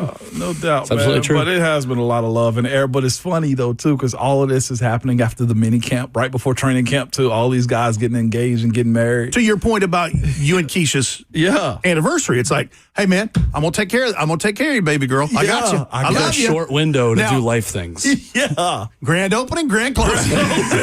we did our honeymoon like the following off season. Like we didn't do any of that going into it because July 4th we might have started training camp like July 25th or something. Yeah. You know what I'm saying? So I love And watching. that was a good delayed gratification It in was. that case. It was. It You were able absolutely to was. exhale and enjoy it. Go make some money for the honeymoon. Well, and the other part is, had you done that prior to the season, Yeah. you'd have just been there looking at your watch, I would have. clock ticking. True. And wondering when am I going to work out again? That's right. Yeah. it That's exactly controls right. us. It controls us way too much. How much did the Turk scare you?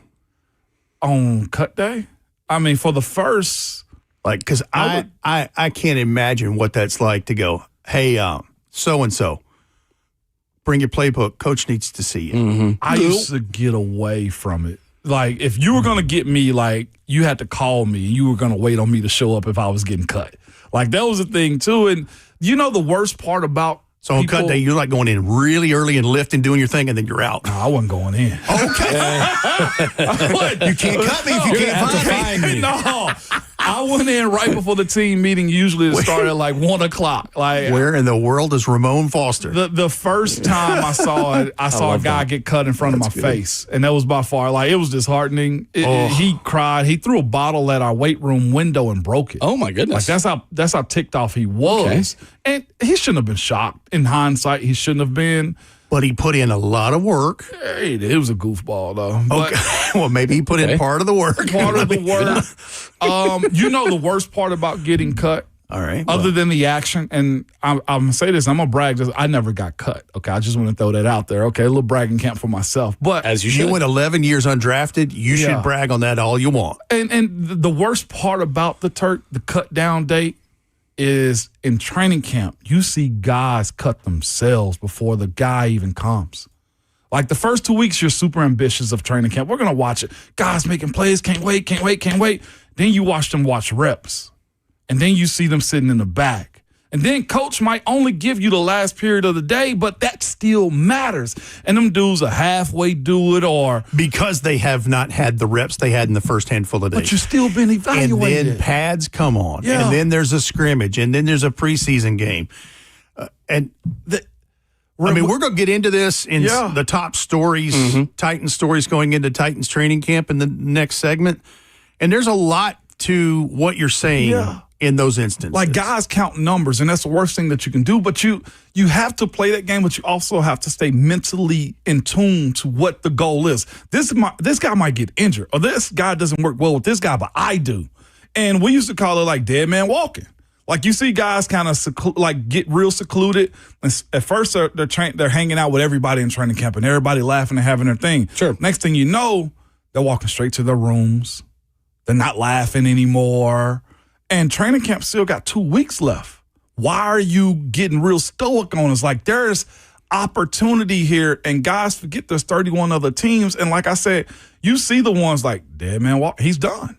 Coach, I'm not. You should talk to Coach. And that's your greater point is that it's an audition for the other 31. Why quit now? So put on the film. Yeah. So that you get the phone call. I think too. I would be thinking about like, what if one of these position coaches watching my every move either gets a coordinator job here or somewhere else? I mean, I just saw the other day, C.J. Ravenel was waived by the Titans, already got acquired by the Giants. Frank Bush, Denard Wilson. I mean, there's a lot of former Titans assistants that are now on staff in New York. And so you weren't trying out for the New York Giants then, but you didn't know it, but you were for the 2026 New York Giants. Absolutely. It's the saddest thing ever to watch somebody kill their own dreams. That's worse than the Turk. At least I've made it to the end and be like, man, I gave myself a chance. The worst part is watching somebody kill their own dreams. And it's so apparent, especially whenever you go on to dinner and that guy ain't sitting at the table he used to anymore. Well, it's just for anybody that's new to that world, how it just tells you the extreme importance of, say I'm a young running back and whatever. I'm going to soak up everything Tony Pollard and Tajay Spears has to offer. Yeah. They're going to be like, dude, leave me alone. I'm like, I can't. Like, I want to learn. How do I do this? How do I be a pro? Seriously, man. And you never know when your number's going to call. It might be a guy who's last 5 minutes of the fourth quarter in the second preseason game, go out and knock a ball out on kickoff coverage. That right there is valuable. But if you are moping around. How about you're the running back on the last carry of the last preseason game, and you know you're on the bubble, but you strike out. It might be the hardest 8-yard run you've ever had. Yeah, seriously. Or you break a long run. Like some team's going to watch the tape. Who is that? What is his speed? Like they can GPS everything. He ran 23 miles per hour. That's valuable to other people. And some guys, that's why I always say to people going into like training camp situations or going from high school to college to pros is not really ability. It's mentality. And that's why I think training camp's so hard. It's so long. And coaches try to play those games of seeing who's going to crack. Because that is the other part about them dudes quitting early though too, is I put you in a situation where you felt like you were out and done. What are you going to do when we're down 10 going into the fourth quarter and we got to walk it back? Like, that's what training camp's all about. And that's the beauty of building a team, though, too, is you might crack in this situation. So beat it. And that's why it's always – I feel like it's easier somewhat for the draft picks. Yeah. But for the guys that are undrafted, like, you've passed the interview. What are you going to do to stay there? Just get there. That's the point. It is. What are you going to do? Big Boss Allison was in the window right there. Oh, cool. Great. Fun. But yeah, that's up here. That's why I know you love the underdog story. Always. Because of that side of it. It is a beautiful process, but it's just an ugly business behind it at the end of the day. Why do you think we interview UDFAs throughout the preseason, not knowing whether they're going to make the club or not, and want to give them their shine? Because that's where you're going to see them. And then if it's a great story, it turns into a really great story. But I want them to have something. Yeah. It's like, hey, Let me get your email. I'll shoot this to you as soon as it's done so you can have that. I was searching for them articles my rookie year. I can't lie. It was the worst thing ever because you see message board stuff. I'd be like, I'm better than that guy. You better shut up. So you let yourself look at 53-man roster projections through camp. Everybody's looking for validation. Everybody tells I you. get it. You feel me? Everybody tells you they're tuning out the noise. Well, They're not tuning out the noise. Even if you are tuning it out, it's impossible to totally be immune from it. Here's the thing. It's the human element to it. Yeah. That guy had a nameplate on his jersey that said Foster. Yep. He wore 73 for the black and gold. And here's the thing. He's still a human being that has life's problems, ups and downs, whatever. Yeah. And there's a human, and that's what I have always tried to do is humanize what you guys, because I want the fan base to love Ramon Foster, the person, as much as they love Ramon Foster, the player. The player and his production. I love that. But I did look. I'm sure you can't I help would too if I yourself. was in your position. Or we have. Or you got a teammate who's like, hey, man, did you see what so-and-so wrote? They said, you're done. Absolutely. You're dead man walking. Or, like I said, the counting numbers, it happens. But you can't fight that battle, though, because all you can do is go out there and practice. What are the biggest storylines for this Titans team at this edition of training camp? We'll talk about that with Rhett Bryan coming up next.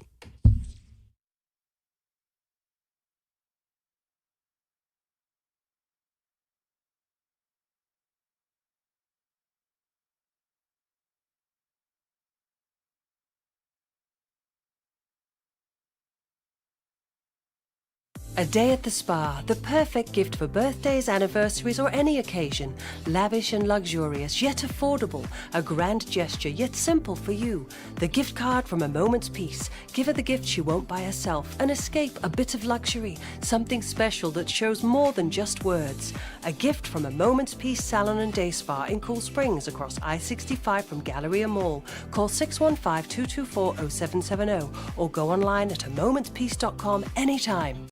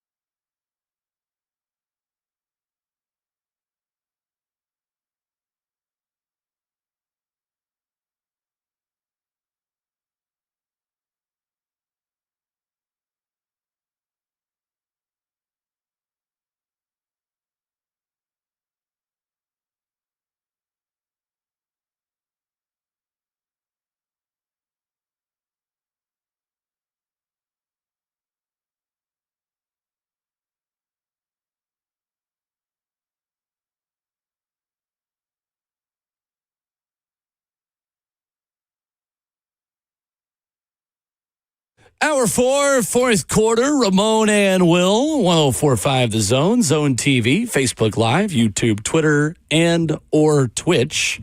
You can have 4 devices, just have one on each platform to stream the show. There it is. That wouldn't suck. Nothing wrong with that. We are making an effort, and I say we are making an TV. effort, as in I was looking at it yesterday, and I want to make an effort now.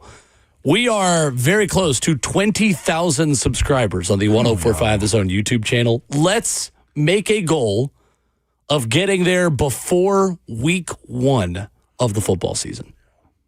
That's a goal I think we can achieve. We need your help. YouTube operators are standing by. We are the operators to thank you for hitting the like button and subscribing on the 104.5 The Zone YouTube channel. You can go to youtube.com/1045 The Zone TV. That'll make it so easy. Do yourself a favor when you like and subscribe, hit the notification bell so that you are notified whenever there is new content or someone is live streaming a show on this fine radio station on 104.5 The Zone TV. Well done. I was just going to tell them, like, they didn't even have to hit the bell, Hawk, unless they wanted to, right? I saw you type it. There you go. There you go. Somebody just hit the bell. I saw him typing on the computer over there. I'm like, come on, Baby T-Hawk wouldn't make that mistake, finger though, didn't fat click fingers. Baby T-Hawk wouldn't make that mistake. He's been alive for a week. Does he know how to click He's yet? in dad zombie mode. Hey, Big Unc is making sure he's a legend out here. That's all. He's been a week old and he's already changed, man. Grows up before you know it. Hey, don't Literally, be he looks criticizing. When's he get his Last driver's week. license? Exactly. Probably tomorrow. I need to go ahead and teach him how to drive. Hope your car insurance is Stick good. shift and automatic. Oh, this is both of them. Brian, Well, I can't drive a stick. I can't either. I can't either. Me either. I think I can. I can, but I don't prefer to. Really? Too much work. I'm like, That is a lot of work. and traffic is traffic. Like, come on, man. And they'll judge you too if you don't know how to drive a stick. No, What does it matter? I know. We can go find somebody, Rhett, and drive us around with. I mean, a stick come shift. on, Will man. just experienced it on his honeymoon. Oh, yeah, I did. That's true. That's true. All right, Rhett, what is the number one storyline of training camp 2026 to you? When we're talking about this roster, we're talking about the offensive line. That's where I start. And I start there because through the chunk of the offseason, there was multiple days available to the media, I should say, in fairness. Don't know who was there and who wasn't in the closed practices, but didn't see a lot of the bookends. You know, J.C. Latham is working through something. Dan Moore was there for the mandatory minicamp, but wasn't there a whole lot in the times that we were there. And then what does this interior offensive line look like? Austin Schlottman appears to be the starting center of this football team. Pat Coogan, the 7th-round pick and Indiana Hoosier National Championship winner, is working with the 2s and the 3s and that. Jackson Slater has gotten a lot of work at the right guard position, and so has Cordell Volson, the former Cincinnati Bengal. So it's the offensive line. Like we know we have Peter Skoronski. We know who the tackles are, who the bookends are, but we need to see all this, and we need to see them in pads. And then we need to see them in pads consistently, and then we need to see that in joint practice. That's what we need.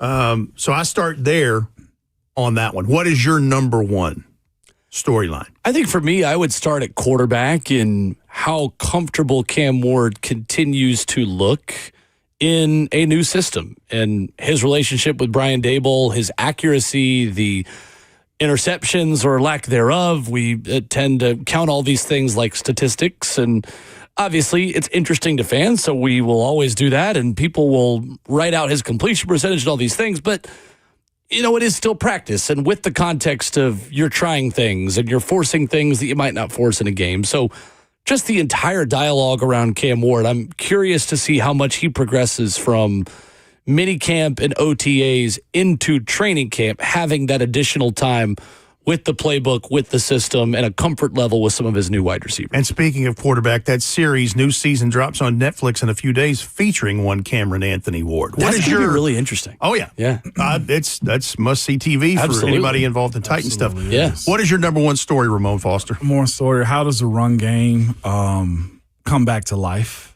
consistently. I think we saw in the games in which the Titans had an opportunity to win, the run game was present. I think it's super crucial for Tony Pollard, the savvy vet that he is, and also Tajay Spears to kind of establish himself. But not just that, who's going to be your third? Is it Nick Singleton, Julius Chestnut? Think about the guys. Khalil Mullings is in this conversation too. The free agent signing as well too. Michael Carter. Yeah. That is a thick room. Yep. Running backs coach Randy Jordan's got his hands filled with trying to figure out 3, 4, 5, and 6 when it boils down to it. What a good problem to have. And it is. That's how he would look at that, right? And then as with those many bodies, so especially with some of them being young guys, you can rest Tony. Like, I'm not saying that Tony needs to be out there every single day. That he doesn't need to be out there every single day, but like running back is one of those positions you get hit every play. So if you can save him and let some of the young guys display themselves, whether it be Michael Carter, you need him to be able to run out of the tunnel and do the job in week 1 in September. You know he's the bell rolling out of the tunnel. Exactly, but I think we're very excited or very optimistic about what Tajay could contribute to. And when I mention the running backs, I think that ties in with the O-line as well. And I didn't want to just say both together, but it does. Interesting that all three of our answers are offensive oriented. Why is that the case? With a defensive head coach? Well, because I think the defense is going to be okay. Right. I think so too. Same. I think so too. And I'll start from the front to the back in this. Jermaine Johnson, when he showed up, he was making stuff happen. You can tell he's had a fresh reset with a trade and a new location. No doubt. A lot of people in New York said he did not perform up to statistically what he needed to be a top draft pick like that. So you can tell there's a reset button for him. And then Jeff Simmons is Jeff Simmons. And Jeff Simmons got the new bag, deservedly so, earned so. Yeah. John Franklin Myers joins him. They'll figure out who that other rush end is and what the rotation looks like in this. Because according to Robert Saleh, John Franklin Myers is going to be outside first and second down and roll inside with Jeff in the later downs of the approach. I think all that will work out. I think we know who the 3 linebackers are in this thing. It's Cody Barton, and it's Cedric Gray, and it's Ant. That's Anthony right. Hill Jr. Anthony Hill Jr. And so the question there becomes, where does that work for the James Williams of the world and the other guys that are in that group? Diabate. Exactly. Dorian Mausi had a good offseason. He so far, did. too. And then we hadn't even talked about when they might go to a 4-2-5 look in receivers set heavy looks offensively. And then the secondary is nearly remade over. You have, Amani Hooker, who is trying to refine his compass, who I felt like was trying to do so much because he had so many different pieces and parts and they were injured and they were like, he can just go be Amani Hooker now. No doubt. Because Cordell Flott is going to be fine. And I'm just thinking about Marcus Harris being the nickel. And then Kevin Winston Jr., now healthy. Yep. Like, I want to see him be the guy, the lockdown guy at the back end of that thing to make those, to work in tandem with the first 2 levels in front of him. But just, going through that and Alontae Taylor in this, and then the Joshua Williamses of the world who has had lots of experience but has special teams prowess. Like, I feel like all that's going to be okay. Yeah. I think that will work out. And has been in past training camps. Defense is going to look better the first handful of days. It's just the way it is. I think the defensive front is so deep that it just gives me a bit more confidence in the entire group. And talking about offense versus defense, on one hand, the offensive line and the guys who set the tone up front have so many question marks and so much competition for open spots. We know who the defensive front is, and I have so much more confidence in the entire defense because of how good the first line of defense is. That's kind of where I stand. That's where I'm at too. Even if there's an issue at one or 2 spots, you got a replacement that you feel confident in that can step in and make plays for you. I think the defense has a chance to be pretty good. I really do. Are we beyond settled at one position being tight end? Because what I mean by that is this: there's a competition, I feel like, for pecking order in the wide receiver group, right? And the running backs after the two starters. No doubt about it. I look at the tight end group and I'm thinking, like, I hate to put them on the defensive side of it as far as, like, we know what that is going to be, but I do feel like that's the case. Or there are weapons at other positions that the tight ends become almost, in this offense, the ultimate complement. The way the running backs can catch the ball, the way the wide receivers' talent level has been raised up, I've been wrestling back and forth this offseason, like, where's the incorporation of the tight ends? You know, not in a bad way, but Daniel Bellinger's given a significant contract. You look at Gunnar Helm going into the season as well this year and just say, 1 and 2, legitimately, you can't forget David Martin Robinson as well. And then you got the mechanic, Jared Canick, like. And don't forget DMR. Yeah. And then Kylan Granson's the vet they bring in free agency as well. And that's the other part. He's 6 years into the league right now. Granson's not an undrafted free agent that's looking for an opportunity. He's been in this league for a while. So when you look at the tight end position, we're all, I feel like, as of Nashville sports media, been talking wide receiver. But this tight end group could be a surprise. And I'm not sure what their incorporation is going to be. But we didn't have this conversation last year, you know, as far as like the floor. I know Chig had expectation, but we didn't have a strong enough wide receiver group to say, oh, yeah, and what about the tight ends? Chig was almost spoken about as far as being a leading receiver. I mean, he was the leading receiver. But mentioned almost as an afterthought. Yeah. This is not the case this year. Like, this group is. And while we're going through stories, you mentioned Cam, we mentioned the offensive line and whole, the defense in all three levels with those things. The Carnell Tate of it all. Yeah. That's a story in this. He's the 4th overall pick in the draft, and in a room that is much improved in talent and depth because of adding a Wan'Dale Robinson in free agency who already knows this Brian Daboll offense, and then the two young fellas in Chim and Ellick who look to have a springboard next, second year. That's a story in and of itself, is how many young guys got the opportunity to play so much in a depleted team and injuries down the stretch of the season. Can they take that and use that as rocket fuel in year 2? And I mean, from the Cam Wards of it all the way down to Micah Robinson, who joins this team, last year after he was released from another place and was making plays in the offseason. And where his place in it, like, there's a lot to look at this thing. We were talking about it earlier in the show with ESPN's top 10 ranking of corners. You'll have 7 games against top 10 corners, according to that list this upcoming season. 2 of them play for the Eagles, in Quinyon Mitchell and Cooper DeJean on that list. Derek Stingley for Houston, Sauce Gardner for Indianapolis. Yep. And Denzel Ward in Cleveland. To that point, Carnell Tate is going to attract a lot of attention from some of those number 1 corners. And I think one of the things I am most excited to watch at training camp is Cordell Flott versus Carnell Tate and Alante Taylor versus Carnell Tate. And it's no disrespect to Mike Robinson, but Micah Robinson and Carnell Tate got to know each other very well during OTAs and minicamp. I think it made Micah Robinson better, to be fair, by the end of it, too, because I thought he finished camp really well and believe he was the one with the interception that on was the last Cam's last throw, Yep. on Cam's last play of minicamp. But having that on-the-job experience for Carnell Tate in one-on-ones and in team stuff against the Titans' number 1 corner on the depth chart, which I think can change any given week between Flott and Alante Taylor, depending on who they're guarding, that's going to be a really big test for Tate. I mean, look, when we're talking about the one-on-one individual drills, that's going to always be a showcase, especially to start this thing, and hopefully it's that way throughout with Carnell and all the top guys, the DBs.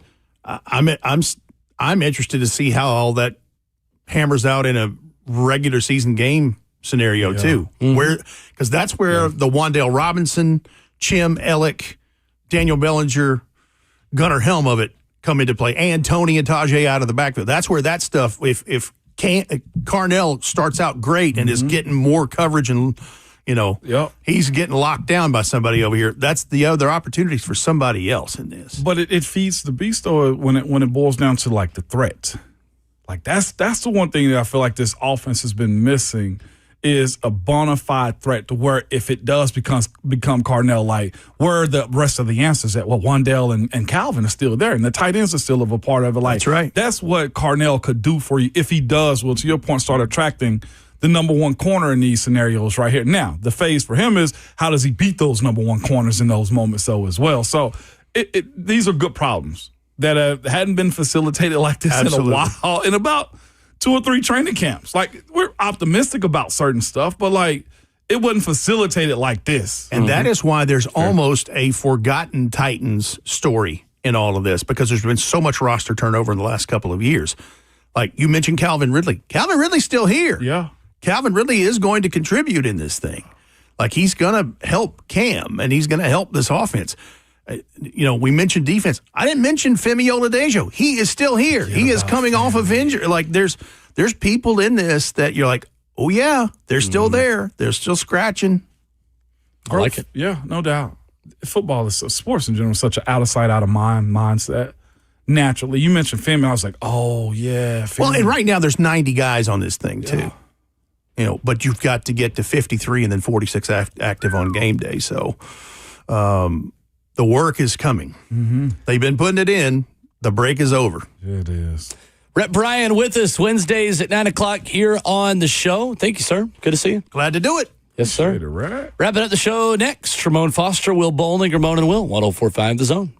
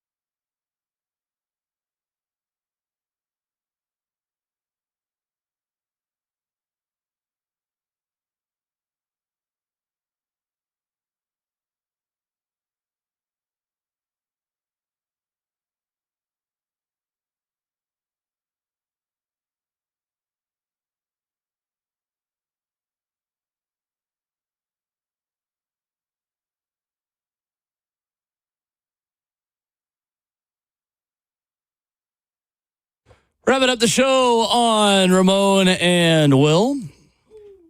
Buck Rising on deck. So I've got a show recommendation. There's no World Cup today, so I can't recommend you watch any soccer. Saw a tweet that said, time to reintroduce yourself to your loved ones. So I will do that today. Although Peyton and I, we watch together. Then we switch to Love Island, then we watch soccer, then we go Love Island. Anyway, I Will Find You on Netflix. I Will Find You is tremendous. Anyone who has watched Harlem Coben mysteries and dramas on Netflix will know that they're all bangers. They're all so good. Great show. Usually a Harlem Coben mystery and show is set in England. Yeah. This one is Boston and Maine. And there is a guy put away for life who is accused of murder. And it's his son. And then someone comes to the jail and shows a picture of his son being still out there. Mm-hmm. And he has always claimed he never did it. And so he's trying to find his son, and I won't give anything else away, but it is tremendous, like a murder mystery kind of show. And Harlem Coben shows always have a ton of twists all the way to the last 5 minutes, and I've seen some reaction on social media that is also the case in this one. So I am locked in, and we'll either finish it today or tomorrow. It is so good. I got a couple for you as well. I also have that added to my list already as well. Britt Lower is the female lead. She is Helly in Severance. If you've watched Severance on Apple TV, which is probably one of my top 10 shows I've ever watched start to finish. I love Severance. Thought about restarting it. So good. Yeah, I thought about I'm going to need to before the next season comes out because they take so dang long in between seasons. No, not Severance. I was thinking of another one. But okay. I Will Find You on my list. Very good. I got a very good. You'll go through it in like a week too. It's very quick. I got a couple for you. Now, I'm into the mystery side of things. Maternal Instinct. Okay. Ooh, this is insane about a lady who's pregnant, we think, and is trying to live a life, and it got so toxic that it created a wild situation for her. In the end, she tricked everybody. Okay. It's so good. Maternal Instinct. What's that on? Netflix. Okay. It's on there. It's the number 2 show right now, showing in today's top pick on Netflix. And the other one is Worst Neighbor Ever. You got to go see that one. Worst Neighbor Ever. Worst Neighbor Ever. The scenarios and situations that these people get into, it's 40 to 50 minutes, depending on the storyline of the movie or the show. But it's real life situations that have happened. And it is, if you want to be stuck to the TV, watch those two is what I would suggest to. Really good. Worst Neighbor Ever. Maternal Instinct, though, Will. Oh. Okay. Good to know. Oh. Are y'all going to go watch The Odyssey when it comes out? The Odyssey? Okay, do I have that on my list? No, the movie, The Odyssey. Oh. Like the old book that everybody had to read for summer reading? Yeah, I do remember that. Christopher Nolan, The Odyssey. You seen that? Have you not heard? You haven't heard about this? No, I have not. Where have you been? My goodness. Off the grid. Everywhere. Matt Damon, Christopher Nolan, Tom Holland, Anne Hathaway.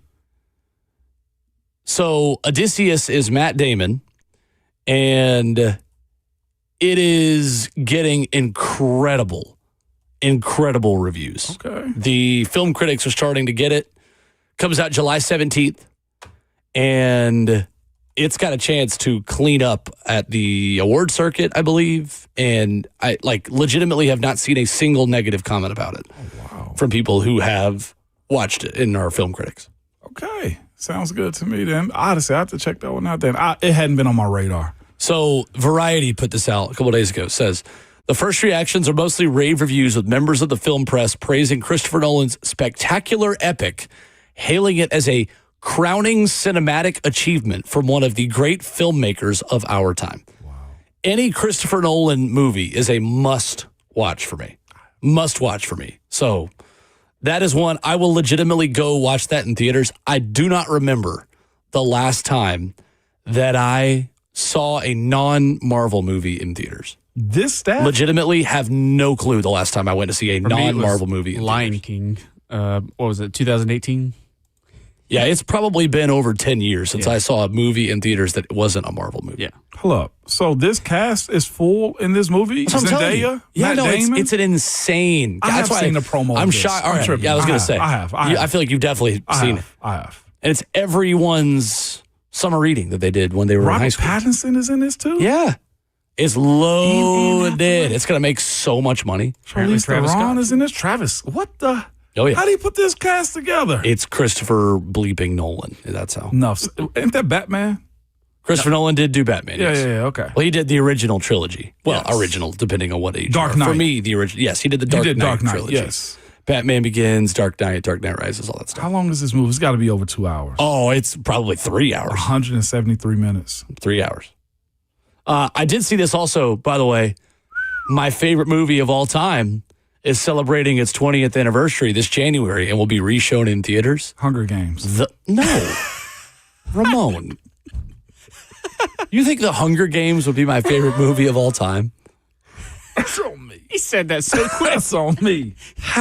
When have I ever spoken about The Hunger Games to you? I've not read all I've not even seen all those movies. That's on me. Anyway, like I was saying before I was interrupted, Christopher Nolan has announced that The Prestige will be re-released in theaters for its 20th anniversary. Prestige Worldwide. No, gosh, you guys, let me have something. I got you. Have you seen The Prestige, Ramon? I have not seen the Prestige. You need. All right. I have not This either. week, what? You are both red-blooded American males, and you haven't seen The Prestige? It's Christopher Nolan's best movie. Is it? Yes. Christian Bale. See, Peyton and I have this conversation all the time. She's like, I don't know. That's too much of a boy movie. It's about dueling magicians. Hugh Jackman and Christian Bale. A young Scarlett Johansson is even in the movie. So good. Go watch The Prestige. I got you. David Bowie's in this too. If you don't watch The Prestige, then I'm coming in at 6:30 tomorrow morning. Back at it tomorrow at 6:30. Are we going to watch it tonight? Yeah. Oh, okay. Go watch. You're awake like 20 hours a day right now. Watch The Prestige. T-Hawk will watch it too. We have to go so Buck can do his show. But remember at all times, your Twitter fingers and your mic is always hot.